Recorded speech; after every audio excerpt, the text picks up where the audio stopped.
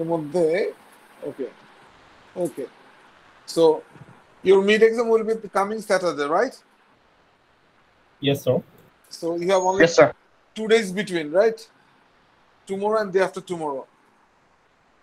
Yes, It's sir. 2 days. Yes, sir. Okay. So your exam will start at 2:10, right? 2:10 শুরু হবে. And the Yes, slot sir. is about 2 hours, but your exam will be exactly 1 hour. So it's a 20 marks exam. 20 marks mid exam, 20 মার্কের একটা পরীক্ষা হবে mid exam, and additionally you will get 15 minutes to download your question from your electronic learning management system or ELMS, and also you have to upload your answer script in PDF into LMS. বুঝা গেছে? তোমাদের পরীক্ষাটা slot দেওয়া আছে 2 ঘন্টার, 2:10 থেকে 4:10, but পরীক্ষাটা আসলে হবে 1 ঘন্টার। এর সাথে তুমি অ্যাডিশনাল 15 মিনিট সময় পাবা কোশ্চেন পত্র এলএমএস থেকে ডাউনলোড করা এবং তোমার যে উত্তরপত্র আছে সেইটা এলএমএস এ আপলোড করার জন্য, ঠিক আছে? জি স্যার। জি স্যার। যদি কেউ এলএমএস এ অ্যানসার স্ক্রিপ্ট আপলোড করতে না পারে, সে ফর এক্সাম্পল যদি কারেন্ট চলে যায় বা ইন্টারনেটে কোনো প্রবলেম হয় বা তার ধরো গার্লফ্রেন্ড তাকে সেদিন চাকা দিচ্ছে বা গার্লফ্রেন্ডের বাবা মারা গেছে, এনি রিজন, রাইট? যদি এরকম কিছু হয়, কোনো কারণে যদি তুমি সাবমিট করতে না পারো, then you have to apply to department and department will take the decision. এই ডিপার্টমেন্ট থেকে এবার কড়াকড়ি একদম নির্দেশ আছে যে যদি কেউ ইন টাইমে খাতা জমা দিতে না পারে তাহলে সে তাকে ডিপার্টমেন্টে আবেদন করে ডিপার্টমেন্ট থেকে পারমিশন নিয়ে দেন ডিপার্টমেন্ট আসলে ডিসাইড করবে কি করবে। বুঝতে পারছো?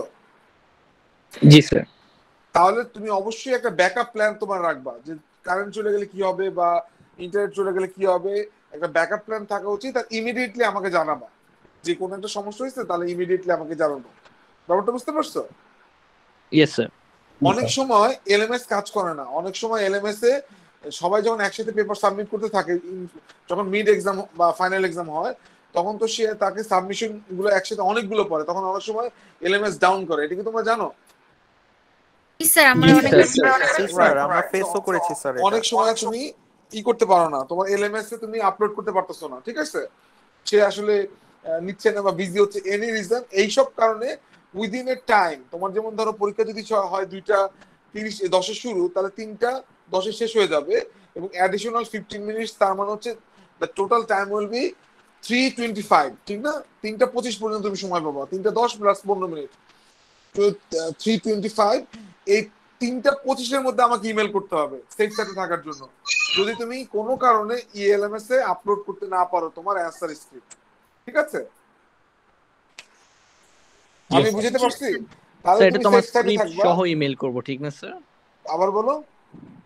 মানে স্যার এটা তো আমার ফুল স্ক্রিপ্ট সহ ইমেল করব, রাইট, ফুল স্ক্রিপ্ট সহ তোমার অ্যান্সার স্ক্রিপ্টটাকে পিডিএফ করে দেন সেই পিডিএফটা আমাকে ইমেল করবে এবং বলবো যে স্যার এলএমএস আপলোড করতে পারতেছি না, সেই জন্য আমি সেফ সাইটে থাকার জন্য এই খাতাটা আপনাকে দিয়ে দিলাম।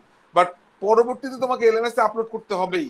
আমি পরবর্তীতে একটা অপশন দিয়ে দিব যে তুমি ওই খাতাটাই এলএমএস এ আপলোড করবে এবং আমি পরে চেক করব যে তুমি আমাকে ইমেলে যে পিডিএফটা দিছো আর এলএমএস এ যে পিডিএফটা আপলোড করছো এটা সেম কিনা, এটা চেক করা খুবই সোজা, ঠিক না? দুটো পিডিএফ ডাউনলোড করে দেখলেই হয় জি স্যার। সেম কিনা। এইটা হচ্ছে ডিপার্টমেন্টের রুলস, ঠিক আছে? ডিপার্টমেন্ট থেকে এবার সিদ্ধান্ত নেওয়া হয়েছে যে ওই দিনের টাইম তোমাদেরকে অ্যান্সার স্ক্রিপ্ট সাবমিট করতে হবে, যদি না পারো তাহলে আমাকে ইমেল করতে হবে। Clear? Yes sir. Any confusion, any questions? No sir. Okay, আমার ক্লিয়ারিফিকেশন শোনো। আমার একটা রুলস আছে, যদি কোনো কারণে তোমার পেটে ব্যথা, তোমার মাথা ব্যথা, তোমার নায়িকার মাথা ব্যথা, নায়িকার বাবার কোভিড হয়েছে, কোনো কারণে তুমি মিড এক্সাম দিলা না, সে ফর এক্সাম্পল, আমি সেকেন্ড টাইম মিড এক্সাম নিব না। বুঝতে পারছো? আর যদিও নেওয়া হয় তাহলে কোশ্চেন কিন্তু কঠিন হবে, এবং নেওয়ার জন্য তোমাকে যেটা করতে হবে, with your valid medical report ডিপার্টমেন্টে আবেদন করবা, ডিপার্টমেন্ট থেকে অ্যাপ্রুভ, মানে যদি অ্যাপ্রুভ করে তাহলেই শুধু আমি মিড টার্ম পরীক্ষা নেব। তারপরেও যে তুমি তোমার এ শেষ, তুমি এ পাবা না, এ দিব না, যে মিড টার্ম ফেল করবে সে এ দিব, সে পাবে না, এ মাইনাস পাবে না। বুঝতে পারছো? Yes sir. এখন তুমি বলতে পারো স্যার আমার কি দোষ, কারেন্ট চলে গেছে। স্যার আমার কি দোষ, আমার নায়িকার বাপের কোভিড হয়েছে, আমার তো দায়িত্ব আছে ওনাকে হাসপাতালে সার্ভিস দেওয়া, ঠিক না? এটা একদম তোমার নৈতিক দায়িত্ব। এখন তাহলে যেটা করতে হবে, কিচ্ছু করার নাই, কপালের দোষ, ইট দিয়ে কপালে একটা বাড়ি মারবা, হয় না লাইফে? যেমন আমার লাইফের ইচ্ছা ছিল আর্মি অফিসার হওয়া, আমি আর্মি অফিসার না হইতে পারে মাস্টার হয়েছি। হ্যাঁ, তো এখন এটা তো আসলে আমার কপালে স্যুট করার নেই, ব্যাপারটা বুঝতে পারছো? বাট আমি বা ডিপার্টমেন্ট, আমার মনে হয় না কেউ কোনো এক্সকিউজ শুনবে এই টাইমিস্টার থেকে। Is it clear to everyone? দেখো আমি Yes, বাংলায় sir. কথা বলতেছি, কোনো কনফিউশন থাকার কোনো দরকার নাই। আচ্ছা, তাহলে কার কোনো কোশ্চেন আছে এতটুকু নিয়ে? No, sir. তবে আমি কোশ্চেন যেটা করার বলবো, মধ্যে তো কিছু বলেন নাই, সব তো স্যার আপনি রাইট বলেই দিয়েছেন স্যার। রাইট, এবং আমি যেটা বলবো অবশ্যই পরীক্ষা দিবা, পরীক্ষার কোশ্চেন অনেক সোজা হয়েছে, ঠিক আছে? এবং কি করবা সেটা তুমি জানো, মানে অফলাইনে ইউ ক্যান থিঙ্ক যে কিভাবে আসলে আমরা পরীক্ষা ভালো করতে পারি। আচ্ছা, তাহলে এইবার আমি 2 দিনের পরীক্ষার প্রিপারেশন কিভাবে নেওয়া সেটা বলতেছি, ঠিক আছে? জি তোমার স্যার। পরীক্ষা হচ্ছে 20 মার্কের। একটা কোশ্চেন আসছে হচ্ছে তোমার 5 মার্কের, কোশ্চেন 1 হচ্ছে 5 মার্কসের, কোশ্চেন 2 হচ্ছে 7 মার্কের, কোশ্চেন 3 হচ্ছে 8 মার্কের। এই হচ্ছে 5 7 8 20। Is it clear? Yes, sir. Yes, sir. আচ্ছা, কোশ্চেন 1 এ আসছে শুধুমাত্র ডেফিনেশন গুলা। যেমন ধরো আহ, আমরা যদি বলি যে সুপারভাইজ লার্নিং, আনসুপারভাইজ লার্নিং, ঠিক না? তারপরে ধরো অ্যাক্টিভ লার্নিং, ট্রান্সফার, এরকম অনেক ডেফিনেশন আমরা পড়ছি না? এদের মধ্যে আসলে দুইটার মধ্যে পার্থক্য, ডিফারেন্স, যে যেমন ধরো ডিপ লার্নিং, মেশিন লার্নিং এর মধ্যে পার্থক্যটা কি? হোয়াট ইজ মানে define the differences between deep learning and machine learning. ব্যাপারটা বুঝতে পারছো? জি, sir. AI versus deep learning, এইরকম 5টা ছোট ছোট কোশ্চেন দেওয়া আছে। Don't write too much, write exactly to the point. এটা কিন্তু কম্পিউটার সায়েন্স, এবং কম্পিউটার সায়েন্সের মধ্যেও একদম ম্যাথমেটিক্যাল একটা কোর্স, ঠিক না? ছক্কা মারার মতো, যে তুমি মেশিন লার্নিং কি, এখন তুমি যদি বহুত পেঁচাও, 1.5 পৃষ্ঠা থেকে 10 পৃষ্ঠাও লিখতে পারো এক লাইনের জন্য, আবার এক লাইনে বলে দিতে পারো, মানে 10 পৃষ্ঠা লিখতে পারো 1 মার্কসের জন্য। ইভেন 1 মার্কসে তুমি যদি কারেক্টলি অ্যান্সার করো what is machine learning, that is correct, you will get 1 marks. যেহেতু আমার মার্কস গুলো দেওয়া আছে 5 marks for 5 questions, so don't need to write and do not write any kind of paragraph. সোজা কথা, বুঝতে পারছো? একদম টুটা পয়েন্ট ছোট ছোট করে লিখবো। তোমার সময় কিন্তু কম, 1 ঘন্টা, বুঝা গেছে? জি স্যার। মানে এখন Yes, sir. আমার পরীক্ষা হচ্ছে 1 ঘন্টা, আমাকে তাহলে টাইম ম্যানেজমেন্ট করতে হবে, ঠিক আছে? তাহলে 1 নম্বর কোশ্চেনে আমার সময় বেশি ইউজ করা যাবে না। আমি 1 নম্বর কোশ্চেনটা হার্ডলি 10 থেকে 15 মিনিটের মধ্যে দিয়ে দিব, 5 মার্কের কোশ্চেন, এবং 5-এ 5 তোমরা সবাই পাবা। একদম ইনশাআল্লাহ। মানে জেনারিক কোশ্চেন, ঠিক আছে? কোশ্চেন খুবই সোজা করছে, কিন্তু কেউ যদি পরীক্ষা মিস করে, রিটেক কোশ্চেন যদি আমার করতে হয়, that will be too hard, এবং সেটা কিন্তু আমার সিলেবাসের বাইরে থাকবে। আমি একটু পরে সিলেবাস বলে দেবো, ঠিক আছে? কারো কোনো Yes, sir. কোশ্চেন আছে কোশ্চেন 1 নিয়ে? No, sir. No, sir. Just difference, দুইটার যে কোনো দুইটা কিওয়ার্ড দেওয়া থাকবে, দুইটা কিওয়ার্ডের মধ্যে পার্থক্য, এ এবং বি। তাহলে এ এবং বি এর মধ্যে পার্থক্য চাইছি, আর কিছু না। এবং 5টা পার্থক্য দিতে হবে, 5টা পার্থক্যের জন্য 5 মার্ক। তাহলে তোমাকে একদম স্পেসিফিকলি লিখতে হবে যে এইটা এইটা এইটা এইটা, ঠিক আছে? ডিপ লার্নিং এটা, এআই এটা, দ্যাটস, এই হচ্ছে পার্থক্য, শেষ। এইটা ডিপ লার্নিং, এইটা এআই, এটা হচ্ছে তাদের পার্থক্য, ইউ উইল গেট 1। এখন তুমি যদি ওই 1 মার্কের জন্য 10 পাতা লেখো বা বেশি করে লেখো, এটা আসলে চরম বোকামি হবে, কারণ তোমার সময় নষ্ট হয়ে যাবে, ঠিক আছে? কোনোভাবেই কোশ্চেন 1 এর জন্য 15 মিনিটের বেশি ইউজ করবা না, ঠিক আছে? ঘুরে ধরে। ওকে, কোশ্চেন 2। কোশ্চেন 2 হচ্ছে আবার জেনারিক কথাবার্তা। যেমন ধরো একটা কোশ্চেন 2 হচ্ছে 7 মার্কের। তাহলে একটা কোশ্চেন হচ্ছে ছোট ছোট, আমাদের যেমন যে ডাটা প্রিপ্রসেসিং, তারপরে ডাটা প্রিপ্রসেসিং অনেক স্টেপ ছিল, তারপর হচ্ছে তোমাদের ক্লাস টেস্টের একটা কোশ্চেন ছিল, ক্লাস টেস্ট 2 এর, না, যে মেশিন লার্নিং প্রসেস গুলো কি, ঠিক না? ডাটা স্প্লিট কেন করি, সে ডাটা যখন আমরা একটা ডাটা পাই, তো আমরা ডাটাকে 3টা ভাগে ভাগ করি, training data, test data, validation data, ঠিক না? জি স্যার। Yes, sir. এরকম অনেক কোশ্চেন আসতে পারে যে validation data, why we need validation data, বা এরকম কোশ্চেন আসতে পারে আমাদের ডাটা প্রিপ্রসেসিং এর মধ্যে কি থাকে, ইডিএ, এক্সপ্লোরেটরি ডাটা অ্যানালাইসিস, ডাটা, যেটা ডাটা প্রিপারেশনের মধ্যে exploratory data analysis, data preprocessing, data splitting থাকে না, এরকম থাকে। সো এরকম জি এই স্যার। জিনিসগুলো নিয়ে একদম ভেরি বেসিক কোশ্চেন্স, ঠিক আছে? যেহেতু মানে কিছু করার নাই আসলে, machine learning exam, so online exam, ultimately question গুলো আসলে you don't need to memorise, তুমি নিজের ভাষায় লিখলেই হবে। তো এইখানে যেটা হচ্ছে 7 মার্কের একটা কোশ্চেন, এখানে যে 2 2 3, বুঝতে পারছো?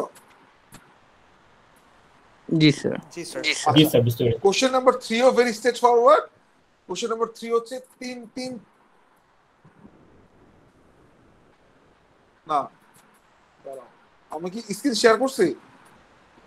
No no sir. স্যার। তাহলে আমি নিজে কোশ্চেনটা দেখে নিই।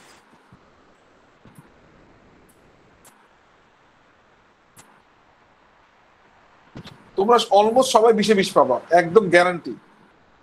যদি 20 এ 20 না ইনশাআল্লাহ। পাও তাহলে আসলে আমার কিছু করার নাই।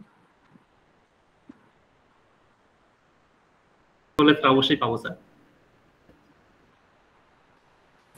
কেন করব? তুমি আদায় করে নিবা, ঠিক না? তুমি, আমি বারবার বলি যে তোমরা এখন বড় হয়ে গেছো, কখনো কোনো এক্সকিউজ দেখাবা না, কখনো কারো কাছ থেকে কোনো সিম্প্যাথি নিবা না। You earn it. তুমি এইখানে এই কোর্সে এ গ্রেড তুমি আর্ন করবা, তাহলে না তোমার ভালো লাগবে, ঠিক আছে? ইনশাআল্লাহ পারবো স্যার। স্যার মেশিন লার্নিং আচ্ছা, কোশ্চেন নাম্বার লাগছে স্যার। অবশ্যই পারবা। আর মেশিন লার্নিং যে সোজা করে পড়াচ্ছি। আচ্ছা দেখো, প্রথমটা যেটা বললাম যে all the definitions and comparison, দুইটা এ আর বি এর মধ্যে কম্পারিজন কি, একদম স্ট্রেট ফরওয়ার্ড লিখবো, 5 মার্ক শেষ। আচ্ছা, তারপরে হচ্ছে শেয়ার করে নিতে স্ক্রিন, বলো হ্যাঁ করি নাই। আচ্ছা, না স্যার। তারপর হচ্ছে কোশ্চেন নাম্বার 2 হচ্ছে 1 2 4, একটা ছোট্ট সংজ্ঞা আছে, কেন দরকার, কেন মেশিন লার্নিং দরকার, কেন ডাটা মাইনিং দরকার, কেন ডাটা প্রসেসিং দরকার, কেন ডিপ লার্নিং দরকার, এই টাইপের একটা কোশ্চেন 1 মার্কের, এবং স্ট্রেট ফরওয়ার্ড অ্যান্সার দিবা। 2 লাইন লিখলেও যায়, 1 লাইন লিখলেও তা, ঠিক আছে? মানে একদম রাইট অ্যান্সার হইতে হবে। তারপরে কি টাইপের কিছু কোশ্চেন আছে যে আমাদের ওই যে এইটা কি সেইটা কি এরকম কিছু ডেফিনেশন কি টাইপের, ঠিক আছে? সেইগুলা দেখবা। এরপরে আর একটা ছোট্ট briefly explain. So briefly explain মানে সংক্ষেপে এক্সপ্লেইন করতে বলছে কোন একটা কিছু। আমি সিলেবাস একটু পরে আসতেছি। তার মানে 2 1 2 4, তাহলে কত হলো? 7, ঠিক আছে? জি স্যার। আর কোশ্চেন নাম্বার 3 হচ্ছে 2 2 4, তার মানে 2 2 4 এ বলতে বুঝতেই পারতেছো যে কোশ্চেন নাম্বার 3 হচ্ছে আমার 2 আর 3 হচ্ছে আমার রিগ্রেশন দিয়ে, ঠিক না? তাহলে আমরা রিগ্রেশনে কি কি পড়ছিলাম বলো তো? Linear, simple linear regression, right? Multivariate, multiple linear regression, multivariant multi level multivariate, sir. Multivariate, linear multiple regression. Linear regression না? জি স্যার। আরেকটা ছিল Yes, sir. Polynomial Polynomial linear regression। Regression, 4টা। তারপরে লজিস্টিক রিগ্রেশন 5টা, মাল্টিনোমিনাল লজিস্টিক রিগ্রেশন 6টা, ঠিক না? জি স্যার।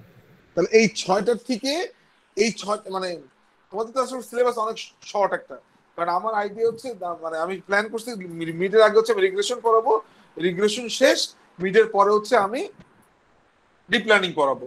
আর তোমাদের এর কোর্সের আরেকটা রিলেটেড কোর্স হচ্ছে প্যাটার্ন রিকগনিশন, সেইখানে হচ্ছে আমরা 2টা জিনিস পড়াই, মিডের আগে পড়াই ক্লাসিফিকেশন, আর মিডের পরে পড়াই হচ্ছে এনএসএমএল লার্নিং আর ক্লাস্টারিং। তাহলে পুরো প্যাকেজ রেডি হয়ে গেল, clear? Yes yes sir. Sir. আচ্ছা, স্যার প্যাটার্নটা কি আমরা এখন- নেক্সট করব মেশিন লার্নিং এর পর? হ্যাঁ করতে পারো, তাহলে খুব ভালো হয়, বুঝতে পারছো? তাহলে তুমি আরো জি স্যার। মানে যেমন ধরো মেশিন লার্নিং হয়তো বেইজিয়ান থিওরেম, ডিস্ট্রিবিউটেড থিওরি, তারপর ক্লাস্টারিং, এগুলো আমি নাও দেখাতে পারি সময়ের অভাবে, সময় থাকলে দেখাবো, বা এনএসএমএল লার্নিং, সেই ক্ষেত্রে এই জিনিসগুলো আরো ভালো করে দেখানো হয়, ঠিক আছে? Okay sir. সবকিছু তো আসলে কভার করা ডিফিকাল্ট। স্যার এই এবার ইনফরমেশনটার জন্য থ্যাংক ইউ স্যার। আচ্ছা, ইউ ওয়েলকাম। তাহলে এইবার আমি বলি যে কি করে প্রিপারেশনটা নিবা।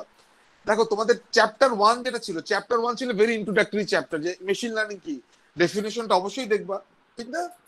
তার সাথে তোমার ছিল হচ্ছে তোমার এআই কি, ডিপ লার্নিং কি, ডাটা সায়েন্স কি, এরকম কিছু সংজ্ঞা ছিল। সো এই সংজ্ঞাগুলো জাস্ট তুমি নিজে একটা ধারণা নিবা, ডোন্ট মেমোরাইজ, কোনো কিছু মুখস্থ করার দরকার নাই, শুধু একটা ধারণা নেওয়া যে আমার পরীক্ষায় আসলে আমি উত্তরটা দিতে পারি। ডাটা প্রসেসিং কি, বুঝতে পারছো? কি টাইপের কোশ্চেন, হোয়াট টাইপের কোশ্চেন, এগুলো 1 মার্কের কোশ্চেন, এগুলো কখনোই মেমোরাইজ করবা না, জান? বুঝে গেছে? জি স্যার। আচ্ছা, তার মানে পরীক্ষায় যে 20 মার্কের কোশ্চেন আসছে কোনোটাই মুখস্থ বিদ্যা না। তুমি আজকে যদি বসে এখন পরীক্ষা দাও, এখনই 20 এ 20 পাবা উইদাউট এনি প্রিপারেশন। যদি তুমি জিনিসটা বোঝো, বুঝতে পারছো? Yes, sir. Yes, আচ্ছা, sir. এরপরে যেটা হচ্ছে আমাদের একটা টপিক ছিল মেশিন লার্নিং এর লার্নিং টাইপস। তাহলে মেশিন লার্নিং এর লার্নিং টাইপস এর মধ্যে কি পড়ে? সুপারভাইজ লার্নিং, যেটাকে আমরা ক্লাসিফিকেশন বলি, যেটা আসলে লেভেল ডাটা নিয়ে কাজ করতে হয়। আনসুপারভাইজ লার্নিং, যেটাকে আমরা ক্লাস্টারিং বলি, যেটা আসলে আনলেভেল ডাটা নিয়ে কাজ করতে হয়। সেমি সুপারভাইজ লার্নিং, যেখানে আসলে লেভেল এবং আনলেভেল ডাটা দুটোই থাকে। তারপর হচ্ছে তোমার অ্যাক্টিভ লার্নিং, ঠিক না, যেখানে আসলে আমরা কোন একটা এক্সটার্নাল এক্সপার্টকে ইনভলভ করি লার্নিং প্রসেসে two boost up the learning performance. এবং আরেকটা জিনিস হয় যেখানে আমরা কত মিনিমাম নাম্বার অফ ইনস্টেন্স নিয়ে একটা মডেল ডেভেলপ করতে পারি বা মডেল তৈরি করতে পারি, যেটা আসলে সবগুলো এন সংখ্যক ডাটা নিয়ে তৈরি করলে একই রেজাল্ট দিত, ঠিক আছে? That is call active learning. তারপরে আর একটা ছিল রেইনফোর্সমেন্ট লার্নিং। রেইনফোর্সমেন্ট লার্নিং হচ্ছে এখানে অ্যালগোরিদমটাকে একটা এজেন্ট হিসেবে কনসিডার করা হয়। If the algorithm is performing well, তাহলে অ্যালগোরিদমকে আমরা উই অ্যাসাইন সাম পয়েন্টস। আর যদি অ্যালগোরিদমটা আসলে ভুল সিদ্ধান্ত নেয় বা ভুল স্টেপস নেয়, তাহলে আমরা we reduce some points, right? বুঝা গেছে রেইনফোর্সমেন্ট লার্নিং? এবং Yes, sir. রেইনফোর্সমেন্ট লার্নিং এর জন্য আসলে আমাদের কোনো ট্রেনিং ডাটার দরকার হয় না।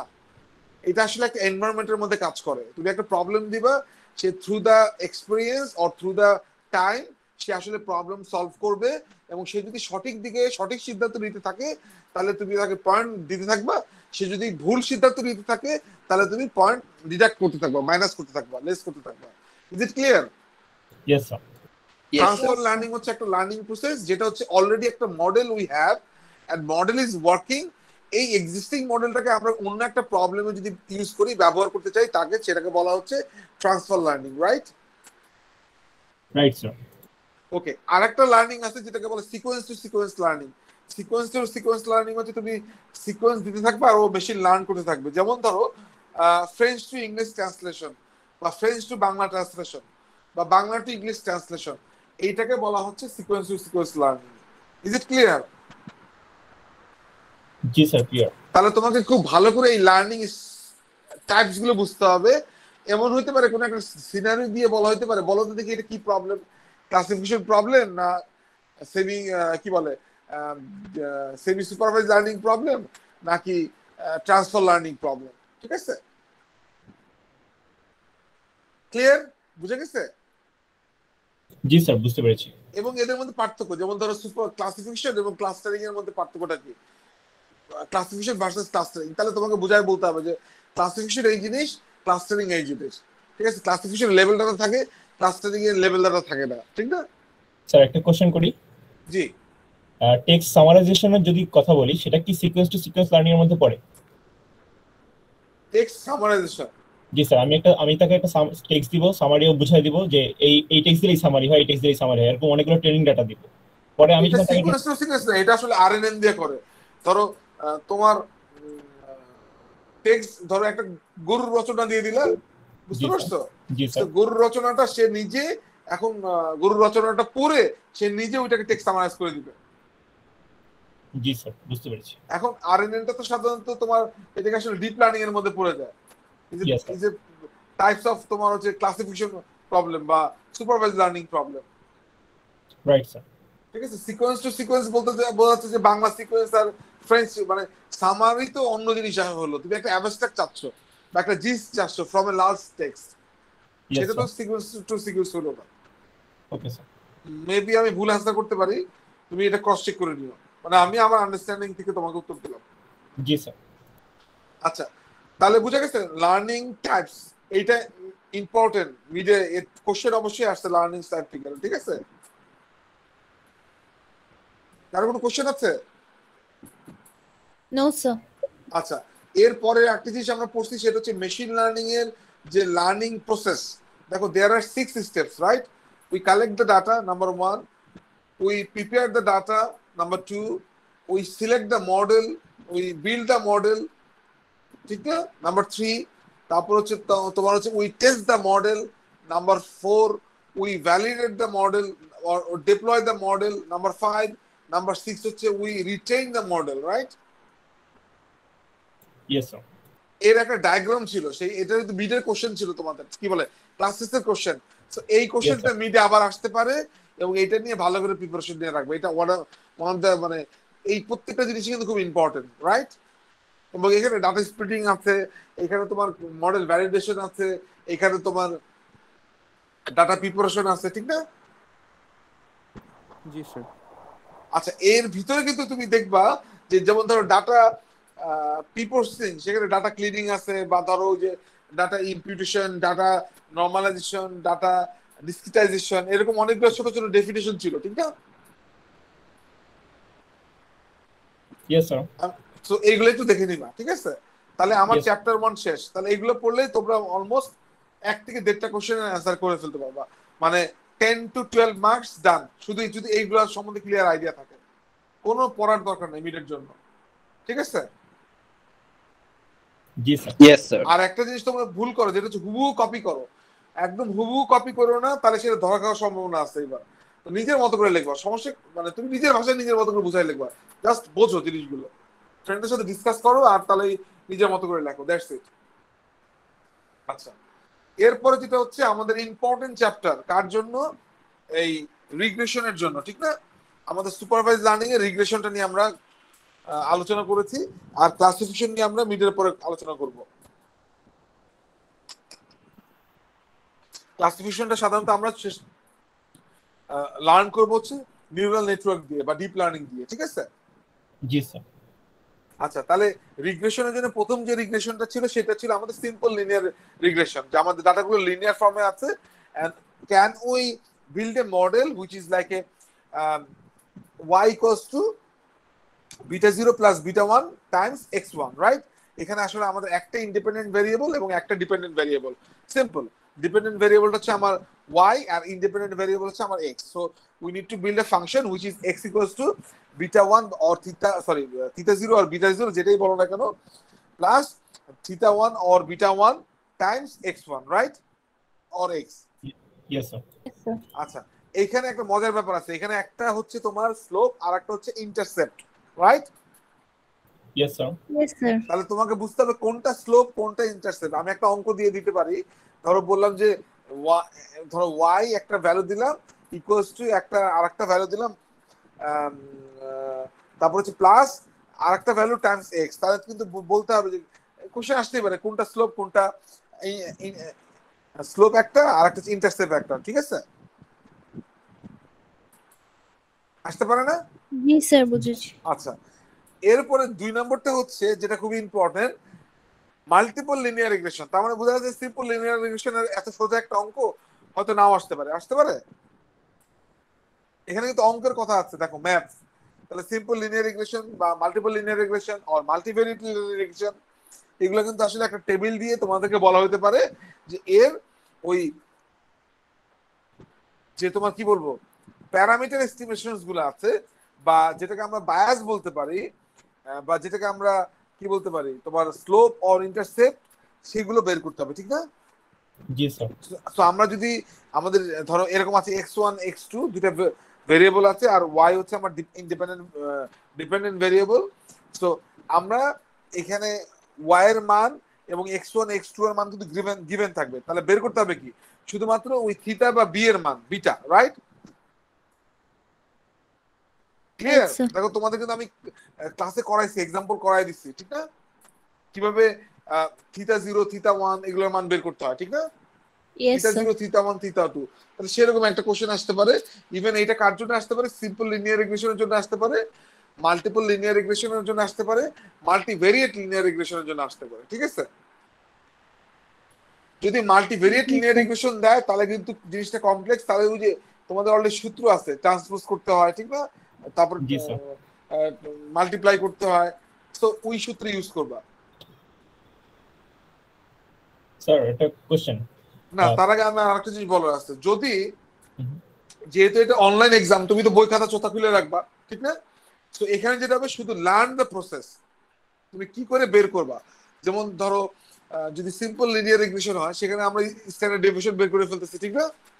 এবং আমি প্রসেসটা দেখাই দিচ্ছি। যদি মাল্টিপল রিগ্রেশন হয় তাহলে তুমি ওই প্রসেসে বের করতে পারো, অথবা আবার ওই যে মাল্টিভেরিয়েট লিনিয়ার রিগ্রেশনের প্রসেসও বের করতে পারো, it is up to you, ঠিক আছে? Yes sir. তাহলে ওই চোতার এক্সাম্পলটা ভালো করে আজকে কালকের মধ্যে দেখবা, কালকে তুমি সুন্দর করে আসলে এই তিন রকমের অঙ্ক আসতে পারে। তো তিনটা তুমি দেখে নিবা চতুর্থ থেকে, multiple linear regression, simple linear regression and multivariate linear regression. বাস ডান। যাতে তুমি এটা ওপেন বুক এক্সাম তুমি চোতা করে যেন পরীক্ষা দিতে পারো, ঠিক আছে? আমি বুঝতে জি পারছি। স্যার। আচ্ছা এবার জি তোমার স্যার। কোশ্চেনটা করো, যেটা করতে চাচ্ছিলাম। স্যার যদি মাল্টিপল থাকে তাহলে কি আমরা মাল্টিভেরিয়েটের ওই ফর্মুলা ইউজ করে করতে পারবো? তোমার ইচ্ছা। ওকে স্যার, মানে করলে তো কোনো সমস্যা নেই। সমস্যা নাই, কিন্তু উত্তর না মিললে সমস্যা আছে, জিরো পেয়ে যাবা। জি স্যার, বুঝতে পেরেছি। ঠিক আছে, তার থেকে বরং যে চোথার প্রসেস অনুযায়ী করো ওইটা সোজা। মাল্টিভেরিয়েট দিলে মাল্টিভেরিয়েটের জন্য কিন্তু এটা সোজা, আর এইটা করলে কিন্তু ভুল হওয়ার সম্ভাবনা কম, রাইট? জি স্যার। আচ্ছা এইখানে একটা জিনিস বলি, তোমাদের ডিটেলস ক্যালকুলেশন দেখানোর কোনোই দরকার নেই। তুমি সূত্রটা লিখবা চোথার থেকে and write the answer directly, যে আমাকে একেবারে ভেঙে ভেঙে ভেঙে ভেঙে এই গুণ করলাম, এই যোগ করলাম, এই বিয়োগ করলাম, এইগুলো করে একদম লাস্ট থেকে এইটা পাইলাম, এরকম 1.5 পাতা ধরে ডিটেলস লেখার কোনো দরকার নাই। Use calculator. মানে অফিসিয়ালি যদি এটা অফলাইন এক্সাম হইতো তাও আমি তোমাদেরকে বলতাম যে ইউ ক্যান ইউজ ক্যালকুলেটর। তুমি ক্যালকুলেটর ইউজ করো, ভেরি সিম্পলি তুমি পেয়ে যাবা। বুঝতে পারছো? জি স্যার। থিটার ভ্যালুগুলো পেয়ে যাবা। আচ্ছা এখানে তোমাকে বলা হইতে পারে যে মাল্টিভেরিয়েট লিনিয়ার রিগ্রেশন বা মাল্টিপল লিনিয়ার রিগ্রেশন এটা এক্সপ্লেন করো, তাহলে তুমি ওই যে চোতার মতো করে নিজের মনে ভাষাতে এক্সপ্লেন করবা। আমি বুঝতে পারছি। Yes sir. এখানে কম্পারিজন আসতে পারে লিনিয়ার রিগ্রেশন এবং লজিস্টিক রিগ্রেশনের মধ্যে। লজিস্টিক রিগ্রেশন কি বা লিনিয়ার রিগ্রেশন কি, অথবা মাল্টিনোমিনাল লজিস্টিক রিগ্রেশন কি, one versus all classification technique কি, ঠিক আছে? এইসব জিনিসগুলো কি কি কি সব জেনে রাখবা। এই হচ্ছে তোমাদের সিলেবাস শেষ। আর কিছু পড়েছিলাম? স্যার এররের ইয়েগুলো পড়েছিলেন। রাইট, আসতে পারে এরর বের করার জন্য, যেমন R square error, root mean square error, root absolute mean square error, ওই যে তিনটা পড়েছিলাম, ঠিক না? Yes sir. ওকে, এই তো শেষ। স্যার এই একটা হচ্ছে রিকোয়েস্ট ছিল। 6 মার্কের কোশ্চেন। জি জি জি বলো। স্যার আপনার হচ্ছে আপডেটেড যে নোটবুক ইয়াটা স্যার, ওটা একটু স্যার আপলোড করে দিলে ভালো হতো, বুকটা স্যার। কেন এটা কি আছে? স্যার ওইখানে যে আর স্কয়ার এরর গুলো ছিল, আর স্যার কয়েকটা হচ্ছে ডেফিনিশন ছিল, সিকোয়েন্স টু সিকোয়েন্স, এই কিছু স্যার চেঞ্জ ছিল। এই চেঞ্জগুলো তুমি ভিডিওতে দেখে নাও, ওকে স্যার। ঠিক আছে না? জি স্যার। তোমাদের ক্লাস নোটে আছে তো, ক্লাস রেকর্ডেড ভিডিও আমি আছে। স্যার নোট করেছি স্যার, বাট তাও স্যার মানে দিলে মনে হয় যে স্যার একটু বেটার আচ্ছা লাগে। দিব, অসুবিধা নেই, কিন্তু যেমন আর খাতায় নোট করে রেখেছি sir. Root mean square error search in Google, তাহলেই তো হয়। তুমি আমার চোতা দেখে বানানোর কি দরকার, তুমি নিজে চোতা বানাও, সমস্যা কি আছে? ঠিক না? এগুলো তো ইউনিভার্সাল থিওরি। আচ্ছা এই হচ্ছে সিলেবাস, ঠিক আছে? তাহলে 5, 7, 8। তো আমি চাই তোমরা সবাই 20, 18, 19 এরকম পাও, অসুবিধা কিছু নাই, ঠিক আছে? কারণ মিডটা যদি তুমি ভালো রেজাল্ট করো, মিডটা আসলে সোজা হয়েছে কোশ্চেন, মিডে ভালো করলে একটা সুবিধা কি, ফাইনালে যদি খারাপ হয় তাও এ পাওয়ার চান্স থাকে। কিন্তু মিডটা যদি খারাপ করে ফেলো তাহলে কিন্তু ডিজাস্টার। সেই জন্য মিডটাতে মানে মোস্ট অফ দ্য কেসে যারা এ পায় না তারা দেখবে যে মিডে খারাপ করে, মোস্ট অফ সবাই কিন্তু ফাইনালে গিয়ে ভালো করে, কিন্তু মিডটাতে আসলে ডুবাই দেয়। বুঝতে পারছি?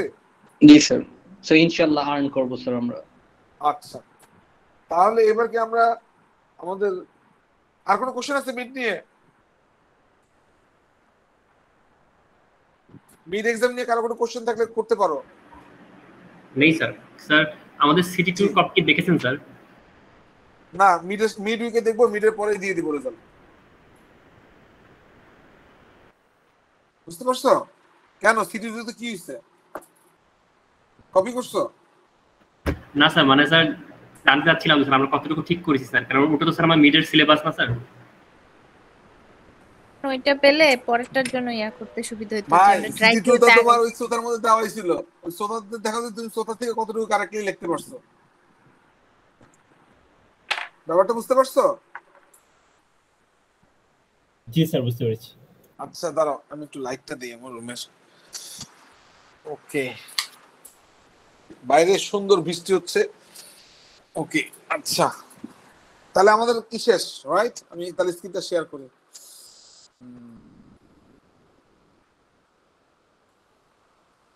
স্যার জি, আপনি একদিন বলেছিলেন যে একটা গল্প বলবেন, এটা মনে করাই দিতে বলছিলেন কি এই যে গল্প বলো? আপনার যে অনেক জিদ, সেটা নিয়ে আপনার বাবা আপনাকে একটা শার্ট কিনে দিছিল, এই গল্পটা। ওটা তো বলছি তোমাদের, বলি নাই? না স্যার, ওই দিন টাইম ছিল না, পরে বলছিলেন একদিন মনে না করাই স্যার, দিবেন। সেদিন বলেন নাই স্যার, বলছেন পরে বলছেন। ওকে, তো আমি তখন ইন্টারে পড়ি। তো ওই আমার বাবা হচ্ছে সে যেহেতু সরকারি চাকরি করতেন, তার তো বেতন খুব একটা লিমিটেড বেতন ছিল। তো সে পড়ছে, এবং লিমিটেড বেতন থাকলেও মানে এটা নর্মালি আমাদের ফ্যামিলির ছিল কি, আমাদের এই একটু কিপটা প্রকৃতির, মানে রুচিটা খুব কম, ভালো না, মানে সবকিছু সস্তা কিনতে। যেমন আমি হয়েছি পুরা উল্টা আমার ফ্যামিলিতে। আমি কিছু কিনলেই, ধর আমি গাড়ি কিনতেছি না, আমি টাকা জমাচ্ছি, যেদিন আমার 35 লাখ টাকা হবে সেদিন আমি গিয়ে একটা টয়োটা প্রিমিও কিনে ফেলবো একদম নতুন। বুঝতে পারছো? আমি ভাঙাচুরা গাড়ি কিনবো না, বা এক্সিও কিনবো না, আমার ভালো লাগে না। বুঝতে পারছো? মানে আমার নেচারটা হচ্ছে এরকম যে ঠিক আছে, আমার ফ্রিজ নাই, ফ্রিজ কিনলে বা আমি 1 লাখ টাকা দিয়ে হিটাসি ফ্রিজ কিনবো, আমার ওই 32,000 টাকা দিয়ে ওয়ালটন কেনার কোনো ইচ্ছা নাই। নর্মালি আমার ধরো আমি নর্মালি ধরো আমার ভালো ফোন ছিল না, আমি যখন এফোর্ড করা শিখছি আমি আইফোন ইউজ করি। ব্যাপারটা বুঝতে পারছো? জি স্যার। বাট আমার ফ্যামিলির লোক সেরকম না, তাদের টাকা থাকলেও তারা কেন জানি খুব সস্তা সস্তা জিনিস ইউজ করে। তোমরা আমার বাসায় এসে দেখো, দেখো যে আমার বাসায় যা আছে ফার্নিচার সব হাতিলের, বা সবই ধরো একদম সেগুন কাঠের, বারমাটিক সেগুন বা চিটাং সেগুন, এক্সপেন্সিভ জিনিসপত্র। বা আমার কথা ভাই, আমার সোফার দরকার নাই, বাট সোফা থাকলে তো আমি সোফা থাকতে হবে। মানে এটা হচ্ছে আমার, সবাই হয়তো আমার মতো না। যেমন আমি চিন্তা করি আমার এতগুলো প্যান্টের দরকার, আমার 2টা প্যান্ট থাকবে, এবং 2টা প্যান্ট একদম অরিজিনাল লিভাইসের প্যান্ট হবে, যেটা আমি প্যারিস থেকে কিনে নিয়ে আসছি। আর রাফিজের জন্য আমি ইউরোপ থেকে প্যান্ট কিনে পড়ি। বুঝতে পারছো? ইয়েস জি স্যার। স্যার। এখন আমার বাবা সেরকম না। আর নর্মালি যেটা হচ্ছে যে, যেমন ধরো যেমন এখন আমি বাবা হয়েছি, এখন আমার কিন্তু কোনো কিছু খাইতে ভালো লাগে না। আমার মনে হয়, আচ্ছা আমার মেয়েটা যদি এটা খায় তাহলে আমি, আমারই খাওয়া হয়ে গেল। ব্যাপারটা বুঝতে পারছো? জি স্যার। বা ধরো আমার মেয়েটা যদি একটা ভালো জামা পরে তাহলে এইটাই হয়ে গেল। তো রিসেন্টলি আমার এক ছাত্র আমার মেয়েকে একটা গিফট দিছে। বুঝতে পারছো? সে আমার এক্স ছাত্র, ইউএ থেকে যে পাস করে গেছে, সে একটা গিফট দিছে। তো সে এর আগে আমাকেও অনেক গিফট দিছে, কিন্তু আমি এতদিন গিফট পেয়ে যা খুশি হয়েছি, তার থেকে তো 100 টাইমস বেশি খুশি হয়েছি যখন সে আমার মেয়েটাকে গিফট দিছে। বুঝতে পারছো? জি স্যার। এখন জি স্যার। তো যেহেতু আমার বাবা সে সে বিসিএস ক্যাডার ছিল, হ্যাঁ, তো এখন সে সব সময় ধরো ওই 100 টাকার শার্ট, হার্ডলি 100 টাকার শার্ট সে কিনে দিত। এবং এটা হচ্ছে তোমার 96 এর ঘটনা, 97 আমি ইন্টার পাস করি, 96 এর ঘটনা। তো আমি আব্বাকে বললাম, ঠিক আছে আপনি যাই দেন টাকা পয়সা, তখন অবশ্যই 100-200 টাকা ভালো শার্ট পাওয়া যেত, এখন তো 3,000 টাকা নিচে শার্ট পাওয়া যায় না। তো বললাম যে ঠিক আছে আপনি যাই দেন, টাকাটা আমাকে দেন, আমি আমার ফ্রেন্ডের সাথে যাই, সাইল ম্যানেজ, আমি জামা টামা কিনে নিব। ঠিক আছে? নর্মালি আমি তখন মনে করি একটু কি বলে, একটু চকরা বকরা জামা বা এটা। কিন্তু আব্বা তো সেটা না, ইভেন চুল পর্যন্ত কেটে দিতে আব্বা, ইন্টারমিডিয়েট পর্যন্ত। বুঝতে পারছো? মানে ইন্টারমিডিয়েটে হয়তো অতটা পারে নাই, বাট মেট্রিক পর্যন্ত যেতে হতো। যে আমাদের সময় যে ম্যাকগাইভার ছিল, একটু লম্বা লম্বা চুল, আমরা একটু বড় চুল রাখতাম। তা আব্বা নাপিতকে নিয়ে নাপিতের সামনে দাঁড়ায় থাকতেন, নাপিত বেটা কদম সার দিত। তোমরা জানো কি না, আর্মিতে গেলে বাটি সার দেয়, বাটি বসায় জি স্যার। বাটি সাইড দিয়ে চেটে দেয়, বাটি শার্ট বাটি বলে সার। রেখেছে অনেকে। আর ওই আব্বা যেটা দিত সেটা হলো কদম সার। হ্যাঁ, আর কদম সার্টের একটু আপার ভার্সন আছে স্ক্রুল কাট, যেটা হচ্ছে আমেরিকান মানে আর্মিরা দেয় বা নেভাল অফিসাররা দেয়, স্কুল কাট বলে। ঠিক আছে? তা আমি কানতাম, আর ওই নাপিত চুল কাটটা আর মনে হতো যে কবে বড় হবে, নিজের চুলটা নিজেই বড় রাখবো। বাট বড় হওয়ার পরে কিন্তু এখন আমার নিজের চুল আমি সব ছোট ছোটই করে কাটি। তো যাই হোক, ঈদের সময় আব্বাকে বললাম যে আপনি করেন, আমাকে টাকাটা দেন, আমি যাই কিনবো। তা আব্বা টাকা না দিয়ে সে তা আমাকে ছোট ভাইকে নিয়ে যাবে। এবং সেই সময় একটা মজার অদ্ভুত কালচার ছিল, দুই ভাইকে না একই রকমের শার্ট কিনে দিত, একই ফ্যাব্রিক্সের, একই কালারের। তো যখন আমরা দুই ভাই হাঁটতাম, ও আমার থেকে 5 বছরের ছোট, এরা বুঝতো যে এরা দুই ভাই। 3 ভাই থাকলে একই রকম জামা কাপড়, তোমরা দেখছো কিনা আমি জানি না, আগে এরকম একটা ছিল, মানে গজ কাপড় কিনে স্যার বানাই শুনেছি দিত। স্যার, দেখিনি স্যার। হ্যাঁ, তো তা আমি এইটা খুবই বিরক্ত হইতাম যে এইটা কি ধরনের কথা, সবার একই রকমের জামা কাপড় লাগবে কেন? তো যাই হোক, আব্বা নিয়ে গেছে রংপুর সুপার মার্কেটে। তো এখন যথারীতি আমি চিন্তা করছি এই মার্কেটের সবচেয়ে দামি শার্ট কিনবো, এবং সেই মার্কেটের সবচেয়ে দামি শার্ট ছিল 300 টাকা। আমি একটা শার্ট পছন্দ করলাম 300 টাকা। তো সেই শার্টটা আব্বা তো কিনে দিবে না, আর আমি ওই শার্ট ছাড়া অন্য কোনো শার্ট কিনবো না। আমার কথা, আমার ঈদে শার্টই লাগবো না, আমি পুরো শার্ট পরে ঈদ করবো, ইটস ফাইন, কিনলে এই শার্ট, নাহলে কোনো শার্ট না। আর আমার আব্বা আমার শার্ট কিনে দিবে না। এই নিয়ে বাপ বেটার মধ্যে মোটামুটি ঘন্টা খানেক যুদ্ধ, বুঝতে পারছো? আমি কি আমার যে শার্ট দেখান বলছি নিবো না, এই শার্ট আমি কিনবো না, পরবো না, আমি এটা নিবো না, আমি ওই শার্টটাই নিবো। আপনি নিয়ে আসতেন কেন আমাকে? আপনি 100 টাকায় আমাকে দিতেন বা 150 টাকা আমাকে দিতেন, আমি এর মধ্যে কিনতাম। তো যাই হোক, এরকম অনেকক্ষণ আব্বার সাথে করার পরে সে আমাকে 300 টাকা শার্টটা কিনে দিচ্ছে। ইভেন এরপরে সে আমাকে 300 বার খোটাও দিছে যে আমি কাস্টম গভর্নমেন্ট অফিসার, আমি 300 টাকা শার্ট পরি না, তো তুমি পড়তেছো বা তুমি পড়ো। ব্যাপারটা বুঝতে পারছো? জি স্যার। তা আমার বাবা সারা জীবনে, সে ক্লাস গভর্নমেন্ট অফিসার ছিল, কিন্তু সে সারা জীবনে কোনোদিন মনে হয় 300 টাকা শার্ট পরে নাই। বা আমি কোনো একটা শার্ট পরে ফালাই দিতাম বা একটা প্যান্ট পরে ফালাই দিতাম, সেটা আবার নিয়ে কাটিং টাটিং করে সেটা দেখলাম সেটা সে পরে, বুঝতে পারছো? এবং সে চাকরিরত অবস্থাতে মারা গেছে। আমি যে তোমার সামনে এখন বসে কথা বলতেছি, আমার চশমার ফ্রেমটা আমি ফ্রান্স থেকে কিনছি 30,000 টাকা দিয়ে, অনলি দ্য ফ্রেম। গ্লাস মানে গ্লাস লাগানো বাদ, ডাক্তার দেখানো বাদ, বুঝছো? আর আমার ম্যাকবুকের দাম তো তোমরা জানোই 3.5 লাখ টাকা, ঠিক আছে? জি স্যার। তো এখন এটা জানি। মানে বাবার যে মানে এইটা আসলে মানে হ্যাঁ ঠিক আছে সে দেয় না, বাট আমার ফুটানি করতে ইচ্ছে করতো, আমি তো নিজে আর্ন করে ফুটানি করি। হ্যাঁ, তো এইটা হয়তো মানে উনি মানে গল্পটা হচ্ছে এরকম যে হোয়াট এভার ইউ ডু, মানে ডু ইউর সেলফ। মানে আমরা অনেক সময় বলি এটা লাগবে সেটা লাগবে, বা অনেক সময় রাগ করি। তো আব্বাকে তো দেয় না, এটা ছিল হয়তো, সেই কারণে আজকে আমার হয়তো মানুষ হয়েছি। দ্যাট ইজ দ্য স্টোরি, বুঝতে পারছো? জি স্যার। কিন্তু স্যার এটা কত সালের ঘটনা স্যার? 1996। জি স্যার। তোমাদের জন্মের স্যার আগে একটা হইতে পারে। কোশ্চেন করতাম যদি আপনি জি। মাইন্ড না করেন। না না না, বলো। স্যার আপনার আব্বা হ্যাঁ তো আপনার খুবই শাসন করে রাখছে, হ্যাঁ স্টোরি শুনে যেটা বুঝলাম। এখন হ্যাঁ স্যার আপনিও তো এখন আব্বা হয়ে গেছেন, হ্যাঁ আপনার আলহামদুলিল্লাহ একটা মেয়ে আছে। হ্যাঁ। আপনিও কি স্যার ওকে কি যা চাইবে কিনে দিবে, নাকি আপনি আপনার আব্বার লজিকটা ফলো করবেন স্যার? খুবই একটু কিউরিয়াসিটি লাগবে স্যার। ধরো আমার ছোটবেলায় একটা স্বপ্ন ছিল, একটা প্লেন দেখছিলাম, ফার্স্ট ওয়ার্ল্ড ওয়ারের কিছু প্লেন আছে, দেখো ফার্স্ট জি ওয়ার্ল্ড ওয়ার স্যার। সার্চ দিও, দেখো যে কিছু প্লেন আছে, ওই যে ডাবল পাখার প্লেন। হ্যাঁ, ওগুলা first world war, not second world war. ঠিক আছে, সেকেন্ড ওয়ার্ল্ডে তো জি B-52 স্যার। বিমান দিয়ে বোম্বিং করছে। জি স্যার তো চিনি ওই স্যার এসব। ফার্স্ট ওয়ারের প্লেনটা আমার খুব ভালো লাগতো, ঠিক আছে? তা আমি আমার আব্বাকে বলছিলাম যে আব্বা এই প্লেনটা আমার কিনে দেন। আব্বা কোনোদিন আমার সেই প্লেনটা কিনে দেয়নি। এবং এই প্লেনটা ধরো বোঝার ক্ষমতা অ্যাটলিস্ট 3 বছর হইতে হবে, 3 থেকে 4 বছর না হলে তুমি ওই খেলাটার মর্ম বুঝবা না, বুঝতে পারছো? ওই প্লেনটা কিন্তু আমার মেয়ের আছে, জি স্যার। বুঝতে পারছো? উত্তর পাইছো? Yes sir, thank you sir.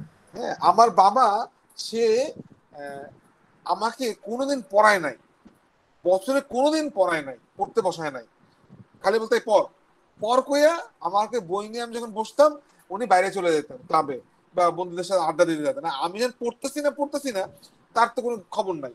বা উনি আমাকে শিক্ষকের, আমার প্রাইভেট টিউটরে আসতেন, এবং সেটা খুবই নিম্নমানের প্রাইভেট টিউটর, বুঝছো?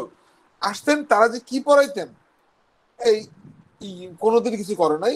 কিন্তু পরীক্ষার যখন রেজাল্ট দিত, রেজাল্ট দেওয়ার সময় সে ওই একদিন বছরে মায়ের, বুঝতে পারছো? পারলে হকি স্টিক দিয়ে পিটাইতো, একটা হকি স্টিক ছিল আমার প্লাস্টিকের, পাইন্দা হকি স্টিক দিয়ে পিটাইতো, ফার্স্ট হয়েছে না কেন? আরে ভাই, আমি ব্রোকেন ফ্যামিলি, বাসায় হলো সৎ মা, আপনি জীবনে পড়তে বসান না, ভালো শিক্ষক দেন না, আর আপনি যদি কোন ফার্স্ট এটা কি সম্ভব? না স্যার। আব্বা বলতো যে ঠিক আছে আমি অফিস যাচ্ছি, পড়তে বসো। যেই আব্বা অফিস যাইতো, মনে করো বাসার গেটটা লাগায় সিঁড়িতে যাওয়ার লাগলে আমি লাভ দিয়ে পড়তাম। কি এর লেখাপড়া? আমি আর আমার ছোট ভাই ডিসিশন খেলাধুলা শুরু করে দিচ্ছি। তো বাবা মার ভূমিকা মারাত্মক। তুমি দেখো আজকে তোমার যারা শিক্ষক, প্রত্যেকে, আমাদের ভাইস চ্যান্সেলর স্যার থেকে শুরু করে, তোমার হেড অফ দ্য ডিপার্টমেন্ট থেকে শুরু করে, ডক্টর স্বাক্ষর থেকে শুরু করে, প্রত্যেকের বাবা মা সুপার। এবং তারা সন্তানকে লেখাপড়া করাইছে কখন? একটা প্রথম পিরিয়ডটা হচ্ছে প্রাইমারি, ক্লাস 5 পর্যন্ত, হাতে খড়িটা বাবা মা নিজেরা পড়ায়। ক্লাস 5 থেকে ইন্টার খুবই ডিফিকাল্ট টাইম। 5 থেকে ইন্টারের মধ্যে একটা বুঝ আসতে হয় যে বাবা তুমি নিজে নিজে পড়ো, যাতে তুমি বুয়েটে, ঢাকা মেডিকেলে বা ঢাকা বিশ্ববিদ্যালয়ে চান্স পাও। ব্যাপারটা বুঝতে পারছো? আমার বেলায় যেটা হয়েছে, ক্লাস 4-এ থাকতে আমার বাবা আমার মা সেপারেট হয়ে গেছে, I was with my father. Class 6-এ থাকতে আমার বাবা আরেকটা বিয়ে করে নিয়ে আসছে, I had a stepmother. ব্যাপারটা বুঝতে পারছো? সে জীবনে কোনোদিন বলে না যে বাবা পড়ো বা আসো তোমার একটা অঙ্ক করাই, কিন্তু ওই পরীক্ষার সময় ফার্স্ট থাকে না। একদিন আমার বাবা এই এইটা তো আমার সাথে করছে, সেই কাজটা আমার ছোট ভাইয়ের সাথেও করছে, কিন্তু আমার ছোট ভাইয়ের সাথে সে পারতো না। তো ছোট ভাইকে যথারীতি বলতেছে যে হ্যাঁ আমি কি কম খাওয়াই, আমি কি এইটা দেই না, আমি সেটা দেই না, ফার্স্ট হওয়া যায় না কেন? তার কথা হচ্ছে ফার্স্ট হইতে হবে। ফার্স্ট তো ভাই সবাই তো পড়াশোনায় ভালো না, ঠিক আছে? তুমি দেখো আমি সারা জীবন ভালো ছাত্র ছিলাম না, খারাপ ছাত্র ছিলাম, প্রচন্ড খারাপ ছাত্র ছিলাম, কিন্তু আমি কি বিজ্ঞানী হই নাই? আমার কি 2000 উপরে সাইটেশন নাই? আমি কি 3টা পোস্টডক করি নাই? আমি কি 18টা দেশ ঘুরি নাই? আমি কি এমআইটি থেকে টক দিয়ে আসি নাই? ঠিক না? আমি কি আমার প্রায় 50টার মতো কনফারেন্স হয়েছে। তাহলে এইটা হচ্ছে ভালো লাগা। আমি যখন নিজে বুঝতে পারছি যে ভাই এইটা আমার করতে ভালো লাগে, আমি কিন্তু আমার কিন্তু বড় হওয়ার পর কেউ বলে না যে পড়তে বসো বা পড়ো। আমি কিন্তু অন অ্যাভারেজ এখন মেয়ে হওয়াতে একটু কম পড়াশোনা করি, আমি অন অ্যাভারেজ প্রতিদিন 15 থেকে 16 ঘন্টা পড়াশোনা করি। বুঝতে পারছো? কিছু যদি পড়তে ভালো না লাগে আমি গল্প বই পড়ি, তাও ভালো না লাগে কোরআন শরীফ পড়ি পড়ি পড়লে আমার মন ভালো হয়ে যায়। এখন আমি দেখছি পড়লে আমার মন ভালো হয়ে যায়, আমার তো ভালো লাগে পড়তে, প্রতিদিন একটা নতুন জিনিস শিখতে আমার ভালো লাগে। তো এইটা কিন্তু কেউ আমাকে ইম্পোজ করে না, আমার নিজের মধ্যে থেকে ভালো লাগে। এবং দেখো আমি যে ক্লাস নিতে খুব মজা পাই, তোমাদের পড়াইতে খুব মজা পাই, এই যে তোমার সাথে গল্প করতে অনেক মজা পাই, এই যে তোমাদের সাথে গল্প করতেছি লেখাপড়া না করাইয়া, এর মূল কারণ হচ্ছে এই গল্পের ফলে যদি তুমি মানুষ হইতে পারো, এটা কিন্তু বিশাল বড় ব্যাপার। বুঝতে পারছো? Yes sir. মানে ওই ভালো লাগাটা নিজে, আমার বাবা কিন্তু আমার মধ্যে ক্রিয়েট করা নাই। তুমি যদি সালেক ভাইকে চিন্তা করো, আমাদের হেড অফ দ্য ডিপার্টমেন্ট, ওনার সাথে আমি কথা বলছি, ওনার বুঝতে আসছে কিন্তু মেট্রিক ইন্টারের সময়ই, যে আমাকে উনি ঢাকা কলেজে পড়ছেন, তার আগে গভর্নমেন্ট ল্যাবে পড়ছে, government lab Dhaka college BUET. তো গভর্নমেন্ট ল্যাবে যে ছেলেটা পড়ে সব কিন্তু ক্রিম বাংলাদেশের। যে ছেলেগুলো ঢাকা কলেজে পড়ে গভর্নমেন্ট ল্যাব থেকে পাস করে ইন্টারমিডিয়েটে ফার্স্ট ইয়ার সেকেন্ড ইয়ার, সে কিন্তু জানে যে এইটা ঢাকা বিশ্ববিদ্যালয়, এইটা বুয়েট, এটা ঢাকা মেডিকেল। তারা কিন্তু নিজেদেরকে ওইভাবে প্রিপেয়ার করছে এবং সে নিজে পড়তেছে, চান্স পাইতে হবে, কারণ সেটা আলাদা একটা ডিগনিটি। ব্যাপারটা বুঝতে পারছো? জি স্যার, বুঝতে পেরেছি। এই জিনিসটা ফ্যামিলি থেকে আসে। তা আমার ছোট ভাই একদিন ওই যেটা বলতেছিলাম, তারা পানি খাই, আমার বাবা যখন আমার ছোট ভাইকে বললো যে ফার্স্ট তো হইতে পারো না, ফার্স্ট সেকেন্ড থার্ড হও না, এটা লাগবে সেটা লাগবে, তখন আমার ছোট ভাই উত্তর দিচ্ছিল যে আপনি তো বিসিএস ক্যাডার, মানে আমার আব্বা খালি বলতো আমি অ্যাটাস্টেড করতে পারি, সত্যায়িত করতে পারি, হ্যাঁ এইটা। কিন্তু সে ঢাকা শহরে একটু জমি কিনে দিতে পারে নাই। যখন সে মারা গেছে তার ব্যাংকে ছিল 3800 টাকা, লিটারালি মানুষের কাছ থেকে ভিক্ষা করে তার কবরটাকে আমার গ্রামে নিয়ে যেতে হয়েছে, মানে ক্লাস 1 গভর্নমেন্ট অফিসারের নমুনা বলতেছে। এবং সে নিজে কোনো প্রপার্টি করতে পারে নাই, কিছুই না, নাথিং। তো আমার ভাই একদিন বলছিল যে আপনি কি করছেন, আপনার গাড়ি আছে, আপনার বাড়ি আছে, আপনি ভালো কিছু করছেন, আপনি কি করে আশা করেন যে আমরা ভালো কিছু করব? আমার অ্যাজ ফার মাইন্ড, মানে আমি যতটুকু জানি আমার বাবা আমার মতো, আমার থেকেও খারাপ স্টুডেন্ট ছিল, ঠিক আছে? আমার মা ভালো ছাত্রী ছিল। মা সেই আমলে মনে করো যে সময় সে 1971-এ সে হচ্ছে ঢাকা মেডিকেল কলেজে নার্সিং পড়তো, থিঙ্ক 1971-এ, বুঝতে পারছো? আজ থেকে কত বছর আগে। এবং মা ওয়াজ রিয়েলি গুড। সেই সময় আমাদের ওই গ্রামে কোনো স্কুল ছিল না, অত্র ওই ভান্ডারিয়া পিরোজপুরে, সে বরিশালে এসে পড়াশোনা করছে ছোটবেলার থেকে, ওই বোর্ডিং এ থেকে, আমার মা। এবং সে ওই সময় তাকে গাইড করে না, সে হয়তো মেডিকেলে না দিয়ে সে ওই মেট্রিকের পরে নার্সিং এ ঢুকে গেছে। তো আমি আসলে ব্রেনটা পেয়েছি আমার মার কাছ থেকে। ব্যাপারটা বুঝে গেছে? মানে জেনেটিকলি ব্রেন যতটুকু আসছে মার কাছ থেকে আসছে। তো আমাদের গার্জিয়ানরা এই ভুলটা করে।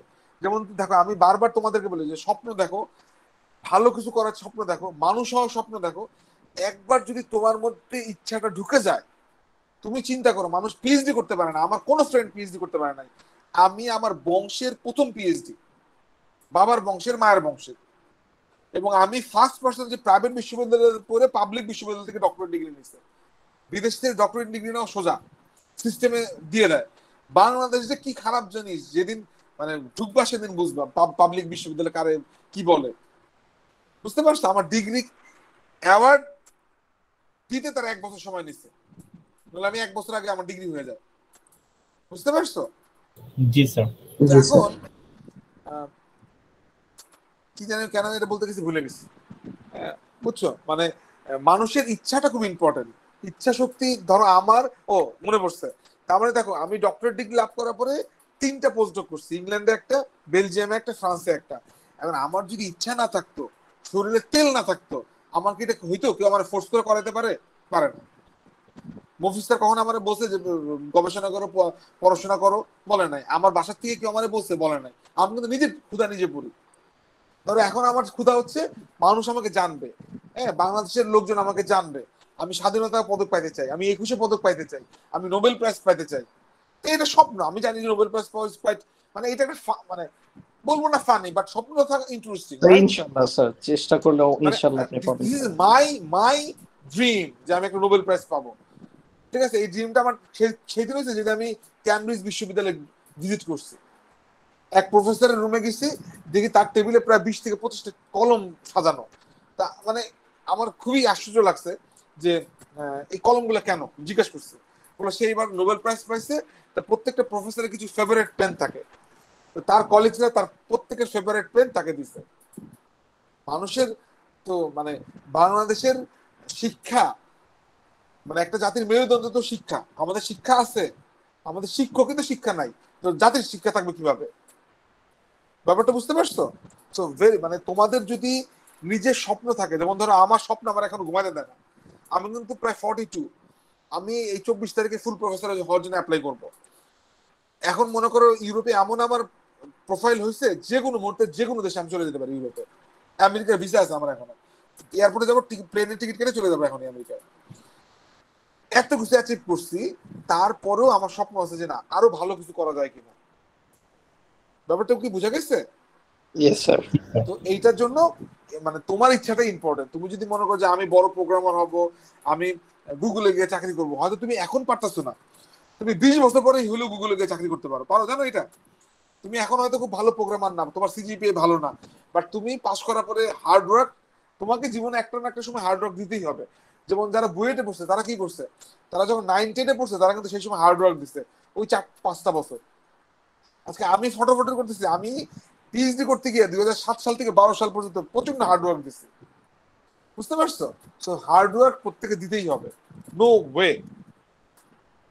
তো তোমাদের আসলে তোমরা যেমন আমার ছোটবেলা থেকে যেটা ছিল, যখন আমি আর্মি অফিসার হইতে পারি নাই, ফাইন, ইউনিভার্সিটিতে তোমাদের মতো সময় থাকতে আমি চিন্তা করছি আমি বিশ্ববিদ্যালয়ের শিক্ষক হবো এবং আমি গবেষণা করবো, I will B A scientist. ঠিক আছে, তো এইটা আমার কাছে ভালো লাগে। আমার প্রথম দিকে স্বপ্ন ছিল যে আমি কনফারেন্স পেপার করবো, জার্নাল করবো। এবং মজার ব্যাপার দেখো, আমার 2005 সালে একটা কনফারেন্স পেপার আছে, প্রথম পেপার, আমি দেখাইতে পারি তোমাদেরকে। কি পড়াবো, গল্পই করি। স্যার এগুলো জানতে ভালো লাগে স্যার, মোটিভেটিং। হ্যাঁ, মানে মানে আমার গল্পটা এই কারণে, কারণ আমার গল্পটা হচ্ছে আমি কিন্তু ভাই মানে ট্রুলি আমি কিন্তু খুবই বোকা একটা লোক, গাধা একটা লোক। আমি যে কি পরিমাণ গাধা, আমি প্রায় হাত তুললে আল্লাহকে বলে আল্লাহ আমার জ্ঞান বাড়ায় দেন, কারণ আল্লাহ তাআলা আমাকে এত কম জ্ঞান দিয়ে পাঠাইছে পৃথিবীতে। তো মানে আমার নিজেরই খুব খারাপ লাগে যে আমার বুদ্ধি এত কম কেন, বা আমার লেখাপড়ার জ্ঞান এত কম কেন। তো মানে না মানে আমি ট্যালেন্ট হওয়া দরকার ছিল। তুমি এই পেপারটা দেখো এবং দেখো আমার মতো লোক আমি আজকে এখানে আসছি, it's not a matter of joke. দুদিন পর আমি বলবো আমি professor of computer science and engineering, that will be the another dream আমার লাইফে। মানে আমার লাইফে এখন পর্যন্ত সর্বোচ্চ একটা অ্যাচিভমেন্ট হবে যে two B A full professor. ঠিক আছে, এই পেপারটা দেখতেছো 2005-এর আইসিসিআইটি তে, তখন আইসিসিআইটি ওয়াজ এ টপ কনফারেন্স। এখন তো বাংলাদেশে মনে করো 15টার মতো কনফারেন্স হয়। আমি নিজেই পাগল হয়ে গেছি, এত কনফারেন্স হচ্ছে এবার বাংলাদেশে, আর কিছু একটা লিখলেই পাবলিশ হয়ে যায়। তো এই পেপারের অথর দেখো আমি এবং চৌধুরী মফিজুর রহমান, আমাদের এখন বর্তমান ভাইস চ্যান্সেলর স্যার। ঠিক আছে, তো আমি হচ্ছে তখন তার আন্ডারে মাস্টার্সের থিসিস করলাম এবং এই পেপারের পুরো রেজাল্ট গুলো আমি সি প্রোগ্রামিং দিয়ে করছিলাম, মনে আছে। এবং এই স্যার পেপারটা লিখে দিয়েছিল self adaptive naive Bayes classifier, Bayesian classifier, এবং এই কাজটাকে আমি টেনে আমার পিএইচডি পর্যন্ত আসি। বুঝতে পারছো? জি স্যার। আচ্ছা, এই কাজের পরে আমার সেকেন্ড পেপার, খেয়াল করো কোন সালে পাবলিশ হয়েছে? 2008 আইসিসিআইটি তে। 2008 ডিফারেন্স কত বছর? 3 বছর। 3 বছর স্যার। 3 বছর বা 2 বছর বলতে পারো। ঠিক আছে, 2 ইয়ার্স, 6 এবং 7। জি স্যার। 5 থেকে 8-এর মাঝখানে 2 বছর ডিফারেন্স, 6 এবং 7। এই 2006 এবং 7-এ আমি না পেপার লিখছি, পেপার লিখে আইসিসিআইটি তে সাবমিট করছি, অন্যান্য কনফারেন্সে সাবমিট করছি, এন্ড আই গট রিজেকশন, সব রিজেক্ট। 2006 সালে রিজেক্ট খাইলাম, 2007 সালে রিজেক্ট খাইলাম। দেখো ফ্রাস্ট্রেশন কারে বলে। 2008-এ গিয়ে এইটা আমার লেখা প্রথম পেপার, আমার পিএইচডি কাজ করার শুরুতে আমি এই পেপারটা করলাম আইসিসিআইটিতে, এবং তার 3 নম্বর পেপার হচ্ছে আমার এইটা। আমার লেখা আর একটা প্রথম পেপার যেটা প্রথম দেশের বাইরে পাবলিশ হইলো, 6th international conference on information technology in Asia, সিটা বলে। এটা হচ্ছে সারারাত মালয়েশিয়া হলো, এবং আমি মালয়েশিয়া গেছিলাম তখন 40,000 টাকা খরচ করে। তার মানে 2006 সালের সাথে যখন আমি রিজেকশন খাইছি, আমি কিন্তু হাল ছেড়ে দেই নাই। ব্যাপারটা বুঝতে পারছো? জি স্যার। জি স্যার। আমার এই পেপারটা, এই 55 নাম্বার পেপারটা, এই পেপারটার এক্সটেন্ডেড ভার্সন আমি সাবমিট করলাম হচ্ছে এইখানে, এই যে আমার 28 নম্বর জার্নালে। ঠিক আছে, আমি গল্পটা কেন বলতেছি, because I am not scholar, আমি ট্যালেন্টেড গাই না, আমি খুবই বোকা গাধা প্রকৃতির লোক। আমি প্রথমবার যখন সাবমিট করছি এই পেপারটা, এই জার্নাল অফ কম্পিউটারসে, একাডেমিক পাবলিশার, অস্ট্রিয়া থেকে পাবলিশ হয়, তখন প্রথমবার তারা আমাকে রিজেক্ট করছে। ঠিক আছে, জি স্যার। এই পেপারটা কোন সালে বলো তো? প্রথমটা 2005 এ, পরে না না, এই পেপারটা 2008 2008 স্যার। আচ্ছা, তাহলে 2008 সালে আমি পেপারটা করে 2009 সালে সাবমিট করছি। তারা আমার পেপারটা অ্যাকসেপ্ট করে নাই, রিজেক্ট করছে। ঠিক আছে, জি আচ্ছা স্যার। দেন এইটা না, এইটা এই যে এইটা ওই পেপারটা। ঠিক আছে, দেন আমি যখন তারা রিজেক্ট করছে আমার পেপারটা, দেন দে ডিফাইন সাম ক্লজেস, যে বা কজ, যে আমার এই কারণে তোমার এই পেপারটা আমরা অ্যাকসেপ্ট করতে পারি নাই। তা আমি সেই পয়েন্টগুলো অ্যাড্রেস করছি, কি কি কারণে তারা আমার কি কি ভুল ধরছে, ওগুলা ঠিকঠাক করে আমি আবার পেপার সাবমিট করছি second time, and I got rejection in second time তারা আমার পেপার রিজেক্ট করছে। বুঝতে পারছো? স্যার ভুলগুলো অ্যাড্রেস করার পরেও? হ্যাঁ, ভুলগুলো অ্যাড্রেস করাবো, তখন আবার নতুন ভুল গজাইছে। আচ্ছা আচ্ছা, তো আমি আবার সেই নতুন ভুলগুলোকে অ্যাড্রেস করছি, পরে আবার সাবমিট করছি। থার্ড টাইম, মানে সেকেন্ড টাইম তারা আবার আমার পেপার রিজেক্ট করছে। প্রথমবার সাবমিট করলাম রিজেক্ট, সেকেন্ড বার সাবমিট করলাম রিজেক্ট, মেজাজ পুরো খারাপ। এরপর আমি সেকেন্ড টাইম গিয়ে আমি আবার সেগুলোকে ঠিকঠাক করে থার্ড টাইম সাবমিট করছি, এবং I got rejection in third time আমাকে রিজেক্ট করছে। খেয়াল করো, বুঝতে পারছো? জি স্যার।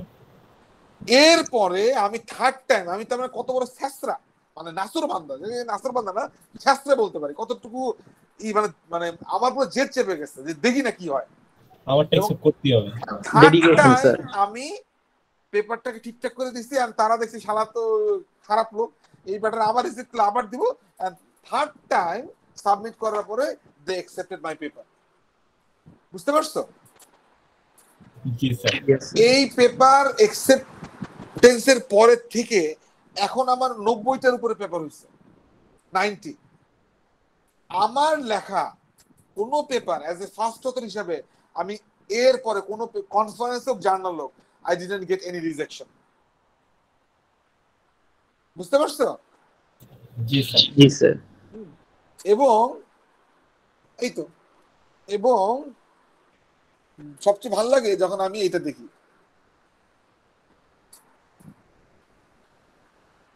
2067 সাইটেশনস।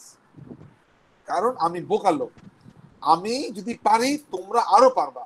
তোমাদের এই অনেক সময় বকা দেয় না তোমাদেরকে, যে তোমরা প্রাইভেট ইউনিভার্সিটি স্টুডেন্ট, তোমরা গরু গাধা, তোমাদের কিছু হবে না। এটা ভুল, ঠিক আছে? এটা টোটালি ভুল। তোমার ইচ্ছা তোমাকে অনেক দূর নিয়ে যাবে, অনেক দূর। বুঝতে পারছো? তোমার সেই মানে তোমাদের হয়তো মানে এমন একটা, মানে অনেক সময় তোমাদের রাগ করে আমি বলি, মানে তোমাদের ধরো বাবা মা বকা যায় না, শিক্ষকরা তো বকা দেয়। এখন বাবা মা ধরো অভিশাপ দেয়, শিক্ষক অভিশাপ দেয়, এটা কিন্তু গায়ে লাগে না। এটা কি তোমরা জানো? তোমার বাবা মা যদি তোমাকে বদদোয়া দেয় বা অভিশাপ দেয়, বকাঝকা দেয়, এটা আল্লাহ তাআলা কখনো কবুল করে না। বাট বাবা মা যদি তোমার জন্য দোয়া করে, ঠিক আছে, যে তুমি খালি বাবা মার কাছে বলবে যে আমার জন্য দোয়া করেন, এইটার মধ্যে কোনো ব্যারিয়ার নাই, এবং সৃষ্টিকর্তার সাথে সাথে সেটা কবুল করে। প্রথম এক। 2 নম্বর, কোন শিক্ষক যদি তোমার জন্য দোয়া করে, এর মধ্যে কোনো ব্যারিয়ার নাই, সাথে সাথে সেটা কবুল হবে। আমি যতই তোমাদের খারাপ বলি, যতই কিছু বলি, কিন্তু কোনো কারণে আমি যদি কারোর প্রতি দোয়া করি যে আল্লাহ এই ছেলেটাকে একটু ভালো করে দেন নামাজে বসা, আজকে আমি এখানে আসছি, আমার শিক্ষকরা না থাকলে আমি জীবন আজকে এখানে আসতে পারতাম না। এবং মানে মফিজ স্যারের কন্ট্রিবিউশন অনেক বেশি, ট্রু, কিন্তু মফিজ স্যারের সাথে সাথে আমার জাহাঙ্গীরনগরের জাহিদ স্যার, যে পিএইচডি সুপারভাইজার, ওনার কন্ট্রিবিউশন আছে। প্রফেসর আলমগীর হোসেন নামে একটা ভদ্রলোক আছে, এই যে ইনারও মারাত্মক কন্ট্রিবিউশন আছে আমার লাইফে। আমার ফার্স্ট পোস্ট ডক্টরেরই ছিল, পিআই ছিল, প্রিন্সিপাল ইনভেস্টিগেটর, এই যে professor Alamgir Hossain, inner contribution আছে আমার লাইফে, বুঝতে পারছো? তারপর ধরো এই যে যাদের আমি এখানে দিয়ে রাখছি প্রত্যেকের আসলে কন্ট্রিবিউশন আছে। এই এটা তো আমাদের ভিসি প্রফেসর অ্যান্নাও বার্নার্ড মার্ভিক, এই দুইজন হচ্ছে আমার সেকেন্ড পোস্ট ডকের পিআই। এবং এই বার্নার্ড যে কি জিনিস, বেলজিয়ামের, এই দুজন বেলজিয়ামের, ঠিক আছে। এই জেরোম ডারমন হচ্ছে আমার পিএইচডি সুপারভাইজার ফ্রান্সের। কেশব দাস স্যার উনিও খুব ভালো মানুষ, হ্যাঁ, ওনার সাথে হয়। লিজাং আমার ফার্স্ট পোস্ট ডকের সুপারভাইজার, ঠিক আছে। তারপরে হচ্ছে তোমার এই যে রোজালদো রোজিও, যখন আমি পর্তুগালে গেছিলাম, এই মানে দে অল হ্যাভ মাই মানে এই যে এই ছেলেটা যে আব্দুল্লাহ মামুন, ঠিক আছে, এই আব্দুল্লাহ মামুনের কন্ট্রিবিউশন আছে আমার লাইফে। সে আমার সেকেন্ড পোস্ট ডক ম্যানেজ করে দিচ্ছে, বুঝতে পারছো? তো মানে তুমি যখন বড় হবা তখন কিন্তু তোমার আসলে অনেকগুলো সাপোর্ট দরকার হবে। তুমি যদি মনে করে যে না ভাই আমি তাল গাছ একা একা সব উপরে উঠতেছি, হুইচ ইজ টোটালি রং। মানুষ যেমন আমার জীবনে আজকে এখানে আসার পিছনে জানো, ছোটবেলায় আমার মা ছিল না, আমার ক্লাস 4-এ থাকতে আব্বা মা আলাদা হয়ে গেছে। ক্লাস 4 to 10 আমি আমার বন্ধুদের বাসায় গিয়ে খাইতাম, এবং আমার 3টা ফ্রেন্ড ছিল, একটা ছিল লিটন, একটা ছিল তোমার মামুন, আর একটা ছিল টিঙ্কু। এবং এই 3 জনের বাসার পাকের ঘরে এক্সেস আমার ছিল, ডাইরেক্ট আমি ঘরে ঢুকে পাকের ঘরে ঢুকতাম। এবং তারা জানতো যে আমার মা নাই, এবং তারা এমনও গেছে যে আমাকে ভালো মাংসটা দিচ্ছে বা ভালোভাবে খাওয়াইছে, তার নিজের ছেলেকে কম খাওয়াইছে। আমার ফ্রেন্ড হ্যাপি থাকতো, ওরা চিন্তা করতো যে এই ছেলেটার মা নাই, ও এতিম, ঠিক আছে, ওরে খাওয়া। এমনও দিয়েছে যে ধরো ভালো একটা কিছু ওর পাতে পড়ছে, সেটা দিয়ে আমার পাতে দিয়ে দিচ্ছে। That is true. মানে আমি যদি খালি বলি যে না আজকে আমি মানুষ হয়েছি, আমার নিজের ইসে আমার কিন্তু সাইড সাপোর্ট ছিল। ব্যাপারটা বুঝতে পারছো? মানে সবাই। এবং এই যে ধরো তোমাদের একটা মজার গল্প বলি। আমি তখন আন্ডার গ্রেডে পড়ি, আমি একদিন বিশ্ববিদ্যালয়ে যাব, আমার বিশ্ববিদ্যালয়ে যেতে 30 টাকা লাগবে, 30 টাকা, ঠিক আছে। তো আমার বাবার কাছ থেকে আমি টাকা নিতাম না। ইন্টার পাস করার পরে আব্বার সাথে আমার রিলেশন খুব খারাপ হয়ে গেল, প্রচন্ড খারাপ। এবং যখন ইউনিভার্সিটিতে পড়ি তখন আরো খারাপ হয়ে গেছে। এবং তখন তো আমি মনে করি ইন্টার পাস করার পরে আমি সব বোঝা শুরু করছি, আব্বার সাথে ঝগড়া করতাম, একসাথে থাকতাম কিন্তু খেতাম না একসাথে, বা তার সাথে হইতো না, আন্ডারস্ট্যান্ডিং হইতো না, খুব বাজে সিচুয়েশন হয়ে গেছে। আব্বার কাছে আমি টাকা পয়সা নিতাম না। তো একদিন আমি ইউনিভার্সিটি যাবো, আমার কাছে টাকা নাই, কি করবো? তা আমি নিচে নামছি, তখন আমার এক ফ্রেন্ড ছিল, সেই ফ্রেন্ড এখন অনেক বড় হয়েছে মাশাআল্লাহ, সে ব্যবসা ট্যাবসা করে, ইংলিশে কথা বলে। তখন সে হুজুর ছিল, আমার সে আরবি পড়াইতো আর আমি তার ইংলিশ পড়াইতাম, বুঝতে পারছো? তো তাকে আমি তখন আমি বললাম, দোস্ত আমি যে ভার্সিটি যাবো ক্লাস করতে, আমার তো টাকা নাই। তখন তার কাছেও টাকা নাই। তো তার এক ফ্রেন্ড, তুমি চিন্তা করো, সে হচ্ছে ভাঙ্গারি দোকান ছিল, এই যে ভাঙ্গারে আছে ওরা লোহা লক্কর বিক্রি করে, জি স্যার। এই ভাঙ্গার, সে হচ্ছে আগ্রাবাদ বিএনপি বাজার জামে মসজিদের হুজুরের ছেলে ছিল, মেজো ছেলে, ওর নাম নোমান। সে তখন ওই ভাঙ্গারের ওই ছেলের কাছ থেকে বলছে দোকান যে ঠিক আছে এই তোমাকে 30 টাকা ধার দাও, আমি তোমাকে পরে দিচ্ছি। এবং সেই ফ্রেন্ড কিন্তু আমাকে তখন 30 টাকা দিছে, এবং আমি তখন তার 30 টাকা নিয়ে বিশ্ববিদ্যালয়ে ক্লাস করতে গেছি। এবং এখনো সে আমার ফ্রেন্ড। হয়তো আমার সাথে ঝগড়া হয়, বকা মানে ও আমার বকা দেয় বা আমিও ঝগড়া করি, কিন্তু ফ্রেন্ডলি, বুঝতে পারছো? ধরো তোমার সাথে দেখবে এমন হয় যে কোন একটা ফ্রেন্ডের সাথে তোমার খুব রাগারাগি হয়েছে, একটা গালাগালি করে ফ্রেন্ডশিপ শেষ, 2 বছর পর আবার দেখা হয়েছে, আবার ফ্রেন্ডশিপ হয়েছে। That is a true friendship, বুঝতে পারছো? মানে ট্রু যে ফ্রেন্ড সেটা তোমার আজীবন ফ্রেন্ড থাকবে। তুই যে আমি যাদের কথা বললাম, মামুন, লিটন, টিঙ্কু, তারা কিন্তু এখন আমার ফ্রেন্ড। স্কুলে আমার অনেক ফ্রেন্ড ছিল, বাট অনেকেরই অনেক কন্ট্রিবিউশন লাগে তোমার জীবনে তৈরি করতে, তোমার একটা মানে সাপোর্ট লাগবে সোজা কথা। ধরো আমি যখন প্রথম, আমার মনে আছে এই যে আমাদের সিএমআর চৌধুরী মফিজুর রহমান, ঠিক না, আমাদের যে হেড মানে ভিসি ভাইস চ্যান্সেলর, তো ওনার সাথে আমার প্রথম দেখা হয়েছে কোথায় জানো? কোথায় স্যার? বুয়েটে। আমি বুয়েটে গেছি ওনার আন্ডারে থিসিস করতে, বুঝতে পারছো? এখন তখন সে বুয়েটে computer science department head of the department. তখন আমি প্রথম দেখলাম, আমাদের সুমন আহমেদ স্যার আমাকে নিয়ে গেছিল, মনে আছে। তো এখন আমরা 2টা গ্রুপ গেলাম, একটা গ্রুপের আমি ছিলাম টিম লিডার।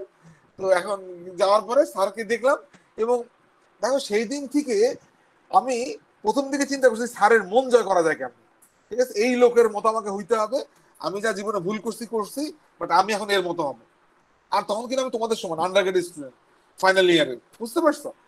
তা আমি তার মতো হব। এবং আমি এমনও মনে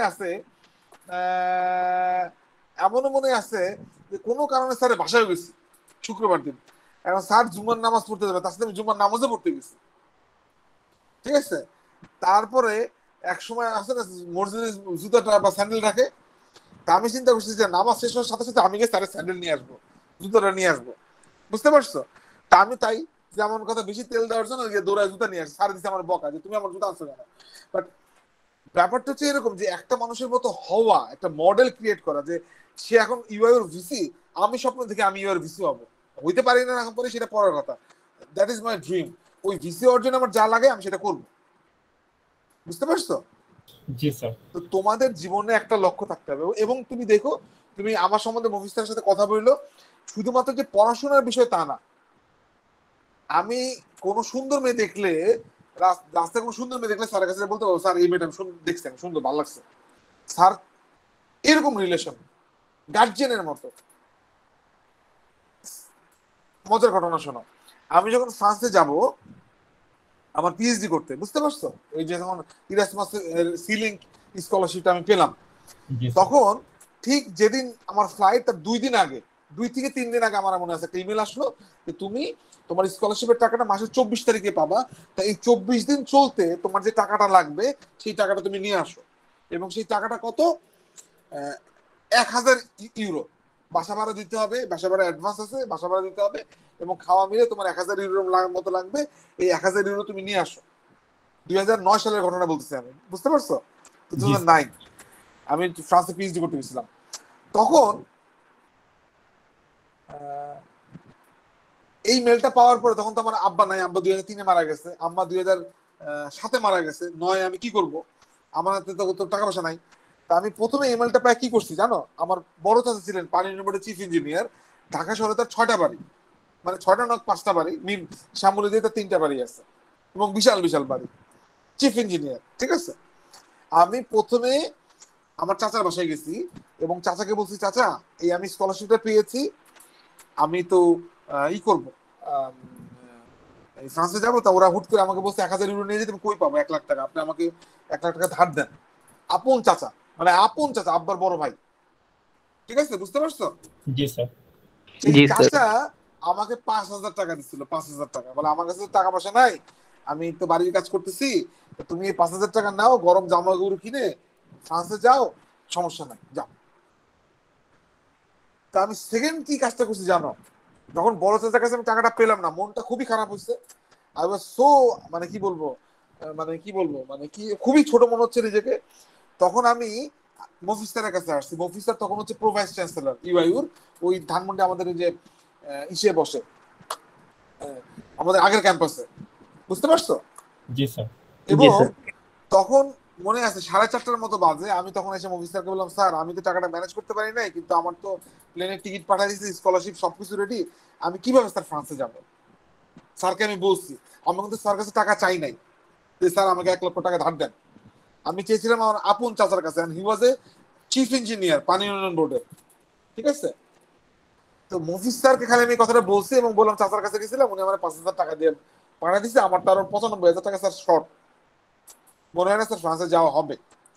আর সে আমাকে কোনো কিছু না বলে ড্রয়ার থেকে একটা চেক বের করছে, সেই চেকের মধ্যে 1 লক্ষ টাকা লিখে দিল এবং চেকটা আমার হাতে দিল, বলে এক্ষুনি যাও ব্যাংকে, ব্যাংক বন্ধ করে দিবে। আর ব্যাংকের ম্যানেজার এসে একটা ফোন করলো যে আমার একটা ছাত্র যাচ্ছে, ওকে 1 লাখ টাকা দিয়ে দেবে। 27 নম্বরে এইচএসবিসি ব্যাংক আছে, সেখান থেকে আমি 1 লাখ টাকা নিলাম, বুঝতে পারছো? তো তুমি যদি তখন কি আপনি ইউআর ফ্যাকাল্টি? তখন হচ্ছে আমি ইউআইউর part time faculty, part time lecturer, C এর ল্যাপটপ নিতাম, সি পড়াইতাম, বুঝতে পারছো? জি স্যার। জি স্যার। তো এই কাজটা সে কিন্তু আমার সাথে করছে, এই কাজটার প্রতিদান এবার আমি দিচ্ছি। কিভাবে জানো? আমার এক ছাত্র আসছে আমার কাছে, আমার এসে বলে স্যার আমি বিদেশে যাবো পোস্ট ডক করতে, আমার টাকা নাই, আমার টাকা দেন, আমি তো বিয়ে করে ফেলছি, আমার টাকা পয়সার খুবই অবস্থা খারাপ। তাকে আমি ইন টোটাল 90, 50, 2 লাখ, কত হয়? 3,40,000 3.5 লাখ টাকা, 90, 60, 90, 60, 2 লাখ, 3.5 লাখ টাকা। 3.5 লাখ স্যার। এবং সে আমাকে 1.5 লাখ টাকা ফেরত দিচ্ছে, এখন তার কাছে আমি 2 লাখ টাকা পাই, এখনো পাই 2 লাখ টাকা, সে দিবে। ওই তখন আমার হিট করছে স্যারের কথাটা, যে দেখো এই ছেলেটার সাথে আমি কিচ্ছু, তাকে আমি চিনি না, জানি না, কিচ্ছু না, ও জাস্ট আমি ফ্রান্সে থাকা অবস্থায় একদিন আমার বাসায় গেছিল, ফ্রান্সে গিয়ে 4-5 দিন ছিল। তো ছাত্র শিক্ষকের সম্পর্কটা এরকম হওয়া উচিত। এই যে আমি তোমাদের না পড়ে গল্প করতেছি, কিন্তু এই গল্প যদি তোমার কানে যায় বা তোমার মনে ধরে, হ্যাঁ, যে আচ্ছা ঠিক আছে আমি স্যারের মতো হয়ে দেখাবো, আমি একটা বিশ্ববিদ্যালয়ের শিক্ষক হবো, আমি ডক্টরেট ডিগ্রি নিব, বা আমি ভালো একটা সফটওয়্যার ইঞ্জিনিয়ার হব। সবাই হয়তো শিক্ষকতা করবে না, কিন্তু শিক্ষকতা কিন্তু খুব মজার ব্যাপার। ঠিক আছে,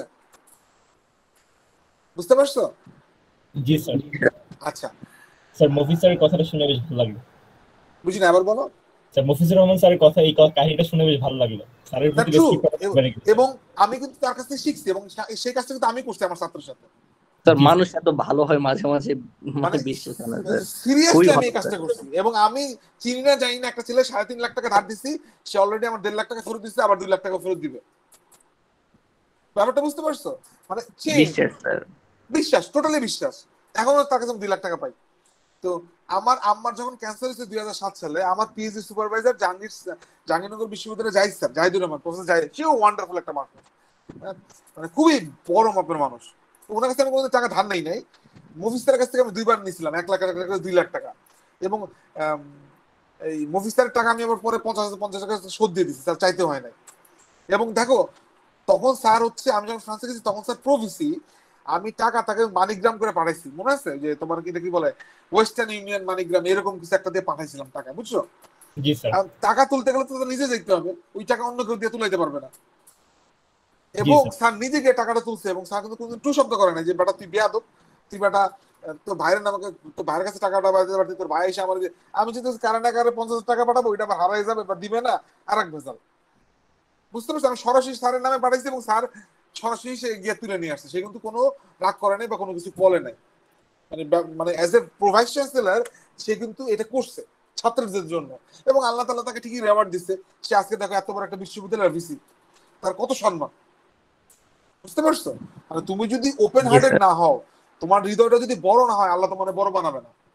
তুমি যদি কিপটা, তুমি বিশ্বাস করবে না, আমি যে পরিমাণ টাকা খরচ করি, গত মাসে আমি বেতন পাইছি 3,02,000 সামথিং, 3 লক্ষ টাকা। আমার অ্যাকাউন্টে আমি চেক করে দিই গতকালে 85,000 টাকা আছে। আমি 2 মাস টাকা খরচ করছি, তো কি হবে? আমি তো এই মাসে আবার বেতন পাচ্ছি। ব্যাপারটা বুঝতে পারছো? আর আমার আব্বা যখন মারা গেছে, উনি বেতন পেতেন 12,500 টাকা। উনি কই থেকে যে টাকা খরচ করতেন, সারা জীবন খালি দেখি অভাব অভাব অভাব, অভাবই লেগেছিল, কোনোদিন শুনি নাই যে নাই অভাব নাই। বুঝতে পারছো? মানে ডিপেন্ড, জি তুমি স্যার। টাকা খরচ করো, তোমার কাছে টাকা আসবে। ঠিক আছে, তুমি যদি কিপটামি করো, দেখো তোমার কাছে টাকা আর আসতেছে না। জিনিসটা হচ্ছে এরকম। ওই জাহিদ স্যার একদিন একটা মজার কাজ করছিল। আমার ক্যান্সার হয়েছিল, স্যার আমার বলে, ফরিদ আমার কাছে 20,000 রিঙ্গিত আছে, এই টাকাটা তুমি নাও, নিয়ে তোমার মা ট্রিটমেন্ট করো। স্যার রিঙ্গিত কি? রিঙ্গিত হচ্ছে মালয়েশিয়ান কারেন্সি। ও আচ্ছা আচ্ছা। উনি মালয়েশিয়া পিএইচডি করছেন, তো তো স্যারের কাছে তখন 20,000 রিঙ্গিত ছিল। তো সে আমার অফার করছে, আমার মনে আছে যে পরে টাকাটা নিতে হয় না, কারণ আমার মারা গেছিল। তো সে বলছিল আমার ক্যান্সার হয়েছিল, স্যার বলছিল যে তুমি ফরিদ এই টাকাটা নাও, নিয়ে তুমিই করো, তোমার মা চিকিৎসা করো। তো ছাত্র শিক্ষকের রিলেশন হয়তো এরকম। বুঝতে পারছো?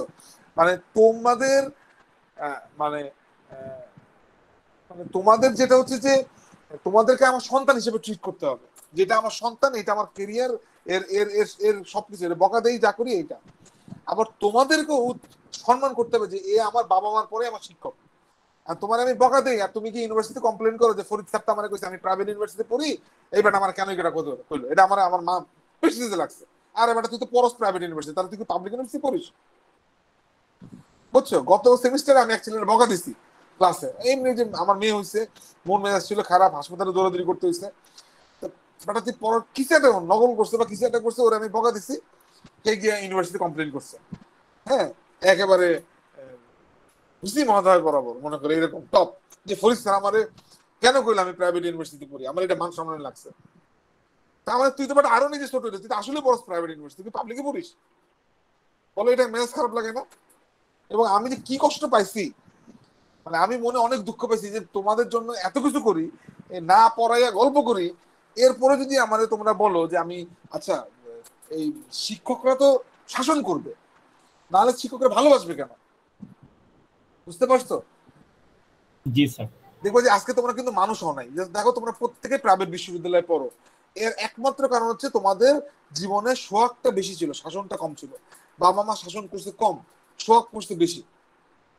এখনো যদি জীবনটা ঠিক না করতে পারো রে বাবা, পাস করে বেরোবা, মানুষ যে কি খারাপ বলবে তোমাদেরকে, কি খারাপ বলবে। কোথাও ডাকবেই না, সিভি দিলে ডাকবেই না, কি এবার প্রাইভেট ঠিক আছে বাম, ঠিক আছে। তোমার স্বয়ং ইউআই তোমার ডাকবে না, ইউআই তোমার লেকচার হিসেবে নেয় 3.9, খেয়াল করো, আর বুয়েট থেকে নেয় 3.6 3.5 বা অন্য অন্য পাবলিক বিশ্ববিদ্যালয় থেকে। বুঝতে পারছো ডিসক্রিমিনেশনটা? বুঝতে পারছো? দ্যাট ইজ ভেরি ট্রু, এখানে অস্বীকার করার কিছু নাই। কিন্তু ইউআই থেকে লেকচার হিসেবে ঢুকতেছে না, এবারও তো ঢুকছে আমার এক ছাত্রী, ওই যে তোমার স্বর্ণা, বুঝতে পারছো? এবারও সে ঢুকছে 13 জন না 12 জনের মধ্যে থেকে সে ফাইট করে ঢুকছে, এবং মানে তার ইন্টারভিউ ছিল ওয়ান্ডারফুল, চিন্তা করার বাইরে। সাজিদ ছিল না, সাজিদ ছিল, খালিল মোত্তাকিন ছিল না, ছিল। তো তারা কিন্তু ইউএতে পড়েই হয়েছে। তো তোমাকে প্রুভ করতে হবে যে তুমি আসলে পারো, ঠিক আছে। আনটিল তুমি প্রুভ না করতে পারলে কোনো লাভ নাই, মানে তুমি হবে না, কেউ তোমাকে বিশ্বাস করবে না। 3.9 এর উপরে থাকলেই কি ইউআইতে অ্যাপ্লাই করা যায় লেকচারের জন্য? মিনিমাম 3.9, কিন্তু অ্যাপ্লাই করলে তুমি ডাক পাবা, কিন্তু অ্যাপ্লাই তোমার দুইটা স্তর আছে। প্রথমে তোমাকে একটা ডেমো ভাইবা পাস করতে হবে, ঠিক আছে, ডেমো একটা, এবং সেটা কিন্তু অত সোজা না।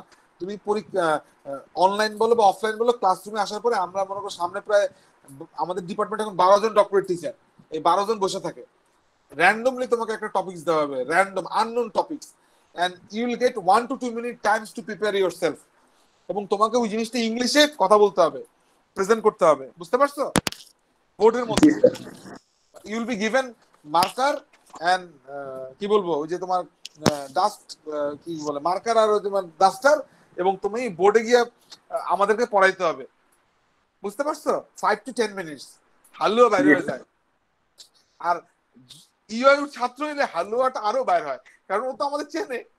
ধরো যে ছেলেটা বুয়েট থেকে আসে, ও তো আমাদের চেনে না যে আমি ডক্টর ফরিদ কি বা অন্য জিনিসটা চেনে না, ডক্টর সালেককে চেনে না, স্বাক্ষরে চেনে না। আর তোমরা যখন আমার সামনে দাঁড়ায় কথা বলো, তুমি তো জানো যে ফরিদ স্যার বসে আছে, বুঝতে পারছো? নার্ভাসনেসটা কিন্তু আরো হয়।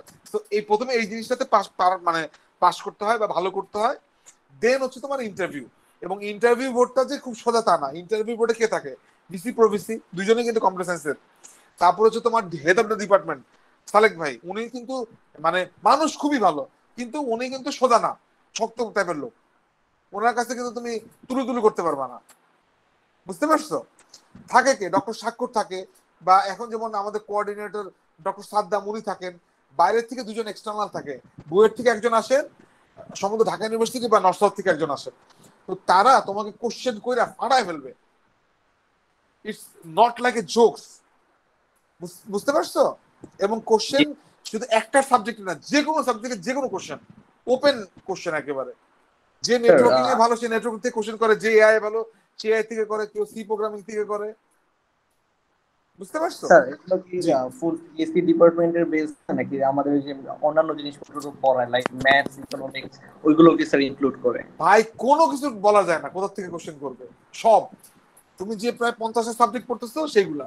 কিন্তু নর্মালি যেটা হচ্ছে যে ইন্টারভিউর সময় কিছু মেজর সাবজেক্ট থাকে, যেমন ধরো C programming, data structure, algorithm, ঠিক না, অবজেক্ট প্রোগ্রামিং, তারপর হচ্ছে তোমার নেটওয়ার্কিং, বেসিক কিছু কোর্স আছে না আমাদের, এই মোস্ট অফ দ্য কেসে ফান্ডামেন্টাল বেসিক কোশ্চেনই আসে, এবং সেটাও অনেকে পারে না, বুঝতে পারছো? তো এই ইন্টারভিউ গুলোর জন্য আমাদের প্রিপারেশনটা কিভাবে নিলে ভালো হবে?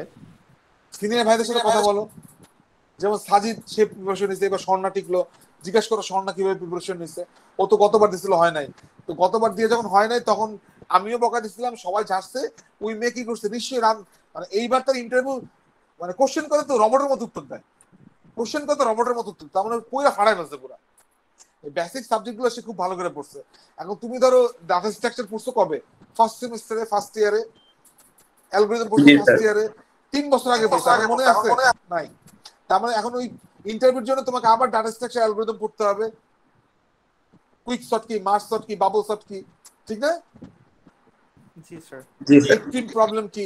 তো মজার ব্যাপার তো, স্বাক্ষর দেখলাম কিসের থেকে কোশ্চেন করে, জাভা থেকে কোশ্চেন করে। সো তোমাকে তো, তুমি জাভা কখন পড়ছো, সেকেন্ড ইয়ারে, তুমি তো অলরেডি জাভা সবকিছু ভুলে গেছো, বাট ইন্টারভিউর জন্য তোমাকে আবার প্রিপারেশন নিতে হবে। সো লাইফটা ইজি না রে বাবা, সবকিছু টাফ, ঠিক আছে? তুমি মনে করো যে ফরিদ মিয়া এমনি এমনি আসছে না, কেউ এমনি এমনি আসে না। ইভেন আমাদের যে মফিজ স্যার, তুমি কি মনে করো উনি এমনি এমনি মানে ভিসি হইছে, ভাইস চ্যান্সেলর অফ দ্য ইউআইও না, ওনাকে অনেক হার্ড ওয়ার্ক করতে হইছে। ইভেন তুমি এখন ওনার সামনে যাই দেখো, মাঝখানে আমি প্রায় যাই রুমের মধ্যে ঘুমাইতেছে, দুপুরবেলা স্যারের রুমে যাই দেখো স্যার টেবিলের মধ্যেই ঘুমায়। তো এত বড় একটা প্রফেসর, একটা বিশ্ববিদ্যালয়ের ভিসি, সে টেবিলে বসে ঘুমাইতেছে পারে না একটা খাটে কিনে ঘুমাইতে? কেউ কি তারা না করবে? ইউআইতে সে যদি একটা বিছানা কিনে ধরো অন্য একটা রুম নেয়, সেখানে গিয়ে 1 ঘন্টা ঘুমায়, কেউ তারা না করবে? করবে না। কিন্তু হার্ড ওয়ার্ক, সে কিন্তু হার্ড ওয়ার্ক করছে, চেয়ারে বসে ঘুমায়। আমি এমনও দেখছি, একদিন দেখি তার যে অ্যাটেন্ডেন্ট আলামিন, সে ওই তোমাদের এখানে সাকাপুরা আছে না, পেটুক্স, রাস্তার ওই পারে, রাস্তার ওখানে যে কি একদম নিম্নমানের দোকান, সে খাবার কিনে নিয়ে যাচ্ছে। আমি বললাম যে কার জন্য কিনতেছে? বলে ভিসার লাঞ্চ করবে। তো কোনো কিছু কিন্তু এত সস্তা না, ব্যাপারটা বুঝতে পারছো? এবং দেখো এই যে একটা বিশ্ববিদ্যালয় সে চালাচ্ছে, এটাতে তার কিন্তু কাঠ খরপড়াই হচ্ছে। তুমি কি খালি মনে করো যে হ্যাঁ আসে আর খালি সিগনেচার করে এসি রুমে বসে বাতাস খায়? Not like this. জীবনে প্রত্যেক, দেখো আজকে তুমি ছাত্র, হয়তো মানে তুমি যখন আরেকটু বড় হবা তখন কিন্তু তোমার টেনশন আরো বাড়বে। তুমি যখন আরেকটু বড় হবা তোমার টেনশন পুরো একটা, ধরো একটা ইনস্টিটিউট তোমার মাথার উপরে, ঠিক না? ধরো আমার যে টেনশন, আমার থেকে কিন্তু ভিসিটার টেনশন বেশি, তার কিন্তু ইনস্টিটিউট মাথার উপরে, বুঝতে পারছো? তো so this is life. Life আসলে যেমন ধরো যে আজকে আমার বাচ্চাকে টিকা নিয়ে আসছি, বুঝছো? ও এমন কাঁদতেছে, ওরা ছুঁইলেই কাঁদতেছে, ওর 2 পায়ে এমন মানে এমন ইনজেকশন দিচ্ছে, আজকে তো 3rd টিকা দিল 2.5 মাসের। ওর কান্না দেখে আমারই কান্না আসতেছে। এইটাও কিন্তু একটা টেনশন যে বাচ্চার কি হইলো, বাচ্চা কেন কাঁদতেছে, বা এইটা সেটা, বাচ্চার জ্বর হইলো কিনা, বাচ্চার ঠান্ডা লাগলো কিনা, ব্যাপারটা বুঝতে পারছো? সো তুমি যত বড় হবা তোমার টেনশন কিন্তু আসতে থাকবে।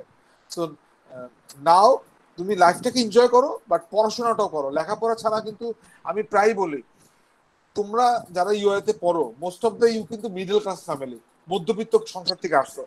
একমাত্র লেখাপড়াই কিন্তু তোমাকে বড় করবে। আমি লেখাপড়া করছিলাম বলে আজকে আমি ম্যাকবুক ইউজ করি, আর হচ্ছে তোমার 30,000 টাকার ফ্রেমের গ্লাস পরি। ব্যাপারটা বুঝতে পারছো? এবং আমার একটা সানগ্লাস আছে, অনেকগুলো আছে, একটা প্রিয় সানগ্লাস আছে যেটা আমি 2010 সালে তখন 22,000 টাকা দিয়ে আমি ইটালির রোম থেকে কিনছিলাম। সমস্যার সাথে ছিল, সমস্যাটা জিজ্ঞেস করো। সানগ্লাস আমি এখনো পরি, এখনো আছে, নষ্ট হয় না, আমি কি করবো? বুঝতে পারছো? So this is your life, your choice. তুমি যদি আজকে বড় কিছু হও, তুমি হবা। আজকে আমি প্রফেসর হচ্ছি, আমি বড় কিছু হয়েছি, আমি হয়েছি। আমার ভাই কিন্তু হয় নাই, আমার মামা চাচা খালু কিন্তু হয় নাই। বুঝতে পারছো? জি স্যার। এটাই স্যার দোয়া করবেন স্যার। তোমার দোয়া তোমারই করতে হবে, অবশ্যই আমি দোয়া করবো। স্যার আমার খুবই ইচ্ছা আছে স্যার ইউনিভার্সিটির লেকচারার বা কিছু একটা হওয়ার। Honestly very good. মানে এটা ইউআইইউতে অ্যাকচুয়ালি ট্রাই করার ইচ্ছা আছে। যদি সিজিপিএ টা মেইনটেইন করে স্যার ইনশাআল্লাহ আপনার সামনে ইন্টারভিউ দিব স্যার, দোয়া করেন। অবশ্যই দিবা, কারণ তোমাদের প্রত্যেকের ইউআইইউ ফার্স্ট চয়েস হওয়া উচিত যে তুমি এখান থেকে পড়াশোনা করছো, এখানকার শিক্ষক হওয়াটা তোমার জন্য সবচেয়ে অনারেবল। জি স্যার, অনারেবল, সবচেয়ে অনারেবল। তারপর শুধু যে ইউআইইউ তা না, যেমন ধরো যে সকল বিশ্ববিদ্যালয় আমাদের গ্র্যাজুয়েট নেয়, যেমন daffodil international university, Dhaka international university, তারপর হচ্ছে তোমার ইভেন ব্র্যাক, তারপর যেমন এই যে আমাদের লাস্টে আমাদের মেয়েটা জয়েন করলো প্রেসিডেন্সি ইউনিভার্সিটি। তাহলে তুমি দেখো তোমার সিনিয়র ভাইরা কোন কোন বিশ্ববিদ্যালয়ে চাকরি করতেছে বা তারা চাকরি পেয়েছে, তার মানে তারা সেসব বিশ্ববিদ্যালয়গুলো ইউআইইউ অন্য চোখে থাকে, রাইট? জি স্যার। তাহলে তুমি সেখানে অ্যাপ্লাই করবা পাস করার পরে। বুঝতে পারছো? দেখো কোন কোন সফটওয়্যার ফার্মে তোমাদের ইউআইইউ এর বড় ভাইরা আছে, ঠিক না? তুমি সেখানে যাও, সেখানে অ্যাপ্লাই করো, সেই ভাইয়ের সাথে কথা বলে যে ভাই আপনি তো বড় ভাই এখানে আছেন, আমি কিন্তু ভাই সিভি দিলাম। অন্তত তুমি অবশ্যই ভাইবা বোর্ডে যাবা, শর্ট লিস্টেড তুমি হবাই। বুঝতে পারছো? থ্যাংক ইউ স্যার, আজকে স্যার অনেক ইন্সপায়ার করলেন স্যার। মানে ট্রু যে ছেলেটা ইচ্ছা আছে একদিন যদি ইউআইইউ তে লেকচার হিসেবে এরকম স্যার। অনেস্টলি স্যার আমার খুবই বড় একটা, যেমন ধরো তুমি তোমার সিজিপিএ 3.9 এর উপরে থাকলে তুমি যদি ইউআইইউ তে আসো, সিভি দাও এবং লেকচার হতে চাও, তুমি অবশ্যই কল পাবা ইন্টারভিউ দেওয়ার জন্য। বাট তারপর তোমাকে প্রমাণ করতে হবে যে ইউ হ্যাভ দ্য ক্যাপাবিলিটি, ঠিক না? কম্পিটিটিভ একটা এনভায়রনমেন্ট, এবং ইউআইইউ তে শিক্ষক নিয়োগটা এত ট্রান্সপারেন্ট, তুমি চিন্তাই করতে পারবে না কতটা ট্রান্সপারেন্ট। এখানে কোনো লবিং বা কোনো টাকা পয়সা কিছু নাই, ঠিক আছে? ইভেন ধরো আমাদের ইউনাইটেড গ্রুপের কেউ ইন্টারফেয়ার করলে কোনো লাভ নাই, এখন পর্যন্ত কোনো কিছু হয় নাই। বুঝতে পারছো? জি স্যার। তুমি যদি আসলেও পারো, ওয়েলকাম। ঠিক আছে? স্যার আমরা যদি মেইনটেইন করতে পারি স্যার এই সিজিপিটা, আপনার সাথে কি পাস করার পর কন্ট্যাক্ট করতে পারবো যে যদি একটু কেন পারবো না? তোমাদের সাথে তো আমার এই সেমিস্টারের শুধু রিলেশন না, সারা জীবনের রিলেশন হয়ে গেছে। Thank you sir. এখনো তো মনে করে প্রতি সপ্তাহে 2-3টা করে মেল আসে, মেজাজ খারাপ লাগে, স্যার এলওআর দেন, এলওআর দেন, এলওআর দেন, লেটার অফ রিকমেন্ডেশন। 10 বছর আগে পাস করে গেছে, লেটার অফ রিকমেন্ডেশন চায়। এবার লাস্ট একটা গল্প বলে ক্লাস শেষ করে দিই, তোমাদের তো কিছুই পড়ালাম না, পড়ানোর দরকার নাই, একটা এক্সট্রা ক্লাস নিয়ে নেবো পরে, ঠিক আছে? ইনশাআল্লাহ স্যার। মিডের পরে বলে একদিন একটা এক্সট্রা ক্লাস নিবো, কারণ ক্লাস নিতে হবে, আমার পাইথন শেষ করতে হবে। পাইথন এবার মজার মজার কিছু জিনিস দেখাবো তোমাদেরকে। আজকে সকালে টিকা দিতে গেছি, বুঝছো? জি স্যার। শেষ গল্প। টিকা কোথায় দিতে গেছি? United hospital limited. কারা যায়? সব বড় লোকরা যায়, বড় লোকের বউরা যায়, খুব সুন্দর দামি দামি জামা কাপড় পরে যায়, চুলে কালার করে, হাতে নেল পালিশ দেয়, গায়ের চামড়া গুলা চকচক করতেছে, দুধে হালতা রং, এবং মানে তারা রিচ। ব্যাপারটা বুঝো না? বড় লোকের একটা আলাদা ভাব আছে, বুঝছো? মানে পশ পশ ভাব। তা আমি মাঝে মাঝে বড় লোক ভাব ধরে যাই। তা আজকে চিন্তা করছি, দূর 10:30টায় ক্লাস আছে, তোমাদের ক্লাস, যাবো মায়ের টিকা দিব। ওদের টিকা শুরু হয় 10টা থেকে, বুঝছো? 10টা থেকে 12টা। তা আমি চিন্তা করছি যা পরিচয় দিব, পরিচয় দিয়ে টিকাটা কোন রকম দিয়ে তাড়াতাড়ি বাসায় এসে তোমাদের ক্লাস নিব। এখন তো আমার আসলে ভাই রেডি হতে ইচ্ছা করে না। আমি নর্মালি একটা সিম্পল একটা গেঞ্জি পরছি, সিম্পল একটা প্যান্ট পরছি, মানে যেগুলো আমি নর্মালি অ্যাজ ইউজুয়াল ঘরের পরি। আমার আগের পুরান স্যান্ডেলটা পরছি, পরে চলে গেছি, মেরে নিয়ে গেছি। এখন যাওয়ার পরে সিরিয়াল দিলাম, ফাইন। তো সিরিয়াল দিয়ে পরিচয় দিলাম, দেখো আমি কিন্তু ইউআর শিক্ষক, আমার 10:30টায় ক্লাস আছে, আমার টিকাটা তাড়াতাড়ি দিবে, আমি টিকা নিয়ে বাসায় চলে যাবো। সে বললো ঠিক আছে আপনি বসেন। দেখেন আমি আর আমার ওয়াইফ বসছি বাচ্চাকে নিয়ে এক কোনায়, বুঝতে পারছো, সেকেন্ড রোতে। ওখানে প্যারেন্টসদের বসার জায়গা আছে। বসার পরে তো বসে আছি প্রায় 1 ঘন্টা। বেটাদের টিকার খবর নাই, ই নাই। এদিকে তোমার ক্লাস ক্যান্সেল করলাম। তো প্রায় দেখি বড় লোকের বউরা এসে ভাব বার করছে। কেউ আইফোন বাইর করে ভাব দেখাচ্ছে, কেউ তার হাতের আংটি দিয়ে ভাব দেখাচ্ছে, কেউ তার সাদা চামড়া দিয়ে ভাব দেখাচ্ছে। কি ভাব? বড় লোক। ঠিক আছে? শুনতেছো তোমরা গল্পটা? জি স্যার। জি স্যার। আইফোনটা কিন্তু আমার পকেটে জি আছে, স্যার। বুঝছো? আমার পকেটে আইফোন আছে, আমিও আইফোন ইউজ করি, 16 লাখ টাকার আইফোন। আপনার আমিও মাঝে ম্যাচটা দেখাই দিতেন স্যার। ম্যাক তো নিয়ে যাই রে ভাই। এখন অ্যাপিয়ারেন্সটা কি, আমি গরিব, ঠিক আছে? তাই আমি ওই আমার পকেটে তো মোবাইল, আমিও মাঝখানে মোবাইল বের করে একটু দেখাইলাম, আমারও আইফোন আছে, আচ্ছা আবার ঢুকে রাখলাম। তো যাই হোক, কিন্তু আমার গায়ের চামড়া যেহেতু কালো, তা আমি যেহেতু গরিব, গায়ের চামড়া তো সাদা না। তো এরকম কয়েকজন বসে আছে, আমরা ধরো প্রায় কতজন, এবার 22-30 জন 25 জন এরকম বসে আছে। হুট করে একটা লোক আসলো, সেও বাচ্চাকে টিকা দিবে, তার বউ সহ আসছে, ভালো কথা, বাচ্চা টিকা দিবে। দেখলাম সেও একটু কেমন কেমন জানি ভাবটাপ দেখাইলো, খুব খুশি করে সামনে বসলো, ভালো কথা। এখন কিছুক্ষণ পরে, তা আমি তো বসে আছি মাস্ক পরা। তো এখন সে আমার বলছে, এই আপনি ফরিদ স্যার না? আমি বললাম হ্যাঁ আমি ফরিদ স্যার। বললো আমাকে চিনতে পারছেন? তো দেখলাম ও আমার অনেক, ও হচ্ছে 2005 সালে ভর্তি হয়েছে ইউআইতে, 2005-এর ব্যাচ, মানে 2007 যখন আমি লেকচারার ছিলাম তখনকার ছাত্র, এখন ইউআইতে মাস্টার্স করতেছে, বুঝতে পারছো? তাহলে স্যার আপনি আমার চিনতে পারছেন? আমি কিন্তু আপনার ছাত্র, হ্যান ত্যান। এসেই সে এখন একটা ব্রেইন স্টেশন নামে একটা সফটওয়্যার ফার্ম আছে, সেখানে খুব বড় ভালো সফটওয়্যার ইঞ্জিনিয়ার, বুঝতে পারছো? জি স্যার। এখন এমন একটা ভাব দেখাইলো, মানে আমি তো পুরো ফুইলাম। আমি বললাম স্যার আপনি আগামী সেমিস্টারে কি কোর্স দিবেন? আমি বললাম কি আন্ডারগ্রেডে না মাস্টার্সে? তো বললো স্যার মাস্টার্সে। আমি বললাম বিগ ডাটা। আমি বললাম কি তুমি কি মাস্টার্স করতেছো? হ্যাঁ, সেই ইউএতে মাস্টার্স করতেছে। তার মানে তুমি দেখো এতক্ষণ যারা যে ভাবগুলা মারছে, ঠিক না, সাদা চামড়া, দামি কাপড়, দামি জুতা, তারা কিন্তু সবাই আমার কাছে জিরো হয়ে গেছে। জি স্যার। বুঝতে পারছো? সো তোমাদের মধ্যে কারা যদি কিছু সংখ্যক ছেলে পেলে এই মানুষ গড়ার কারিগর হইতে পারো, এইটা কিন্তু চমৎকার একটা সম্মান। এটা যে কত বড় সম্মান! হয়তো তোমার টাকা থাকবে না, তুমি অনেক টাকার মালিক হবা না, যেমন আমার অনেক টাকা পয়সা নাই, বাট আমরা যারা শিক্ষকতা করি, যে তোমাদেরকে পড়াই, এইটা একটা আলাদা ভালো লাগা। বুঝতে পারছো? শিক্ষকের মতো শিক্ষক হইতে পারলে কিন্তু বিশাল বড় একটা ব্যাপার। তো এইটা খুব ভালো লাগছে, মানে সবাই ভাব দেখাইছে, এবং সবাই কিন্তু তখন বুঝে গেছে যে আমি একটা বিশ্ববিদ্যালয়ের শিক্ষক, এবং এত বড় একটা লোক যেও ভাব ভাবতেছে, সে এসে আমাকে সার্চার করতেছে। আমার গেঞ্জিটা খুব নোংরা, বা আমার প্যান্টটা খুব নোংরা, বা আমার স্যান্ডেলটা খুব নোংরা। বুঝতে পারছো? আজকের গল্প বললাম, একদম সত্য গল্প। আরেকটা মজার ঘটনা ঘটছিল ইউএসএ কি ইউনাইটেড হসপিটালে। আমার মেয়ে যখন হয়েছে তখন তো আমাকে 5 দিন থাকতে হয়েছে হসপিটালে, বুঝতে পারছো, এবং প্রায় যাইতে হয়েছে। এখন ওই ইউনাইটেড হসপিটালের নিচে একটা ইউনিমার্ট আছে, বুঝতে পারছো। তা ইউনিমার্টটা সাধারণত বড় লোকের জায়গা, সেখানে সবসময় কম দামি দামি জিনিস পাওয়া যায় এবং একটু এক্সপেন্সিভ। এখন আমি কি জানি কিনলাম ইউনিমার্টে, ইউনাইটেড হসপিটালে, কিনে কিউতে দাঁড়াইছি লাইনে বিল পেমেন্ট করবো। এখন আমার সামনে যথারীতি একজন বড় লোক মানে কি সাদা চামড়া, দামি শার্ট প্যান্ট, দামি মোবাইল।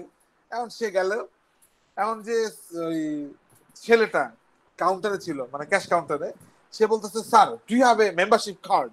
মানে উনি চিন্তা করছে যে এই বড় লোকের তো ইউনিভার্সিটির মেম্বারশিপ কার্ড থাকবেই, ব্যাপারটা বুঝতে পারছো। সে ভদ্রলোক বললো না, নাই। তারপরে আমি যখন বিল দিতে গেলাম, আমার কাছে বিল টিল নিয়ে মানে টাকায় দেখছি ব্যাটার তো এই ক্লাস মনে হয় না। তো আমি তারে বললাম I have A universe membership card. তখন কিন্তু ওই ছেলেটা আর সামনের লোকটা ঘুরে তাকাইছে আমার দিকে, বুঝতে পারছো। So life is a race, তোমাকে রেস দিতে হবে। সো তুমি যদি রেস দিতে পারো, যেমন ধরো এখন আমি গাপটি মেরে বসে আছি, আই হ্যাভ এ প্ল্যান যে নেক্সট 5 ইয়ার্স আমি কি করব। আমি প্রফেসর হব এই বছর, ফুল প্রফেসর হওয়ার পরে what will be my destination. আমি কি ইউএতে থাকবো না থাকবো না, আমি আগামী 5 বছর 2 বছর আমার কি অর্জন করতে হবে, আগামী 5 বছর আমার কি অর্জন করতে হবে। So I have a short term and long term plan. So that should be also your, মানে কি বলবো, you should also have a plan যে আমার আগামী 2 বছর আমি কি করব, আগামী 5 বছর পরে আমি আমাকে কোথায় দেখতে চাই, আমি কোন প্রফেশনে যাব। এবং মাইন্ডে 30 বছরের মধ্যে you have to decide your profession, যে আমি কি করব। আমি আর্মি অফিসার হতে পারি নাই, আমার সেকেন্ড চয়েস ছিল বিশ্ববিদ্যালয়ের শিক্ষকতা করা, আমি সেটা হইছি। এবং আমি কোথা থেকে কোথায় হইছি, দ্যাটস এ হিস্ট্রি, বুঝতে পারছো। জি স্যার। জি sir. I started my career as an admission counselor at UIU, and now I am going to be a full professor at UIU. মাঝখানে কয় বছর লাগছে জানো? 15 বছর। So 15 বছরে I changed myself, and I feel proud about my colleagues. They all are genius. ব্যাপারটা বুঝা গেছে? জি স্যার। তুমি যাকে যে বলে আমার ডিপার্টমেন্টে প্রত্যেকটা আমার যারা এখন কলিগস আছে, ধরো ডক্টর সাক্ষ্য, doctor Salek, professor Mujahid, professor Huda, professor Mamun, Khandakar Mamun, each and everyone is a genius, and I really proud of them যে আমি তাদের সাথে চাকরি করি, বুঝতে পারছো। আবার বলি যে তুমি তোমার জীবনটাকে কিভাবে গুছাবা, এটা সম্পূর্ণই তোমার চিন্তা, তোমার স্বপ্ন, তোমার চেষ্টা। এখানে কেউ কিছু করবে না। তুমি ভালো করলে সবাই বাহাবা দিবে, খারাপ করলে শেষ, বুঝছো। আমি রিসেন্টলি আমার এক বন্ধুর অফিসে গেছিলাম উত্তরাতে, আমার চাও পর্যন্ত খাওয়া, মানে চা আর সেই পুরি খাওয়াইছে, ডাল পুরি না আলু পুরি খাওয়াইছে। নিচে নাইমে আমি কফি খাইলাম আর কি যেন পিজা খাইলাম, বিলটা 2500 টাকা আমি দিলাম, সে কিন্তু দেয় নাই। সো এটা মাথায় রাখতে হবে, ঠিক আছে। আচ্ছা মাগরিবের আজান দিচ্ছে মনে হয় না, শেষ করি। জি স্যার। আসসালামু আলাইকুম স্যার। শোনো, তোমাদের পরে আমি আরেকটা এক্সট্রা ক্লাস দিয়ে নেব। আজকে যেহেতু গল্প করলাম, একটা এক্সট্রা ক্লাস পানো থাকলো, আমার মনে করাই দিও। জি স্যার। ঠিক আছে, আচ্ছা okay sir, thank you. Take care, bye. আসসালামু আলাইকুম স্যার। আর ভালো করে মিট দিও, আর কোনো সমস্যা হলে আমার ফোন দিও। জি স্যার। হ্যাঁ ঠিক আছে, টেক কেয়ার, বাই। আল্লাহ হাফেজ স্যার। আল্লাহ হাফেজ।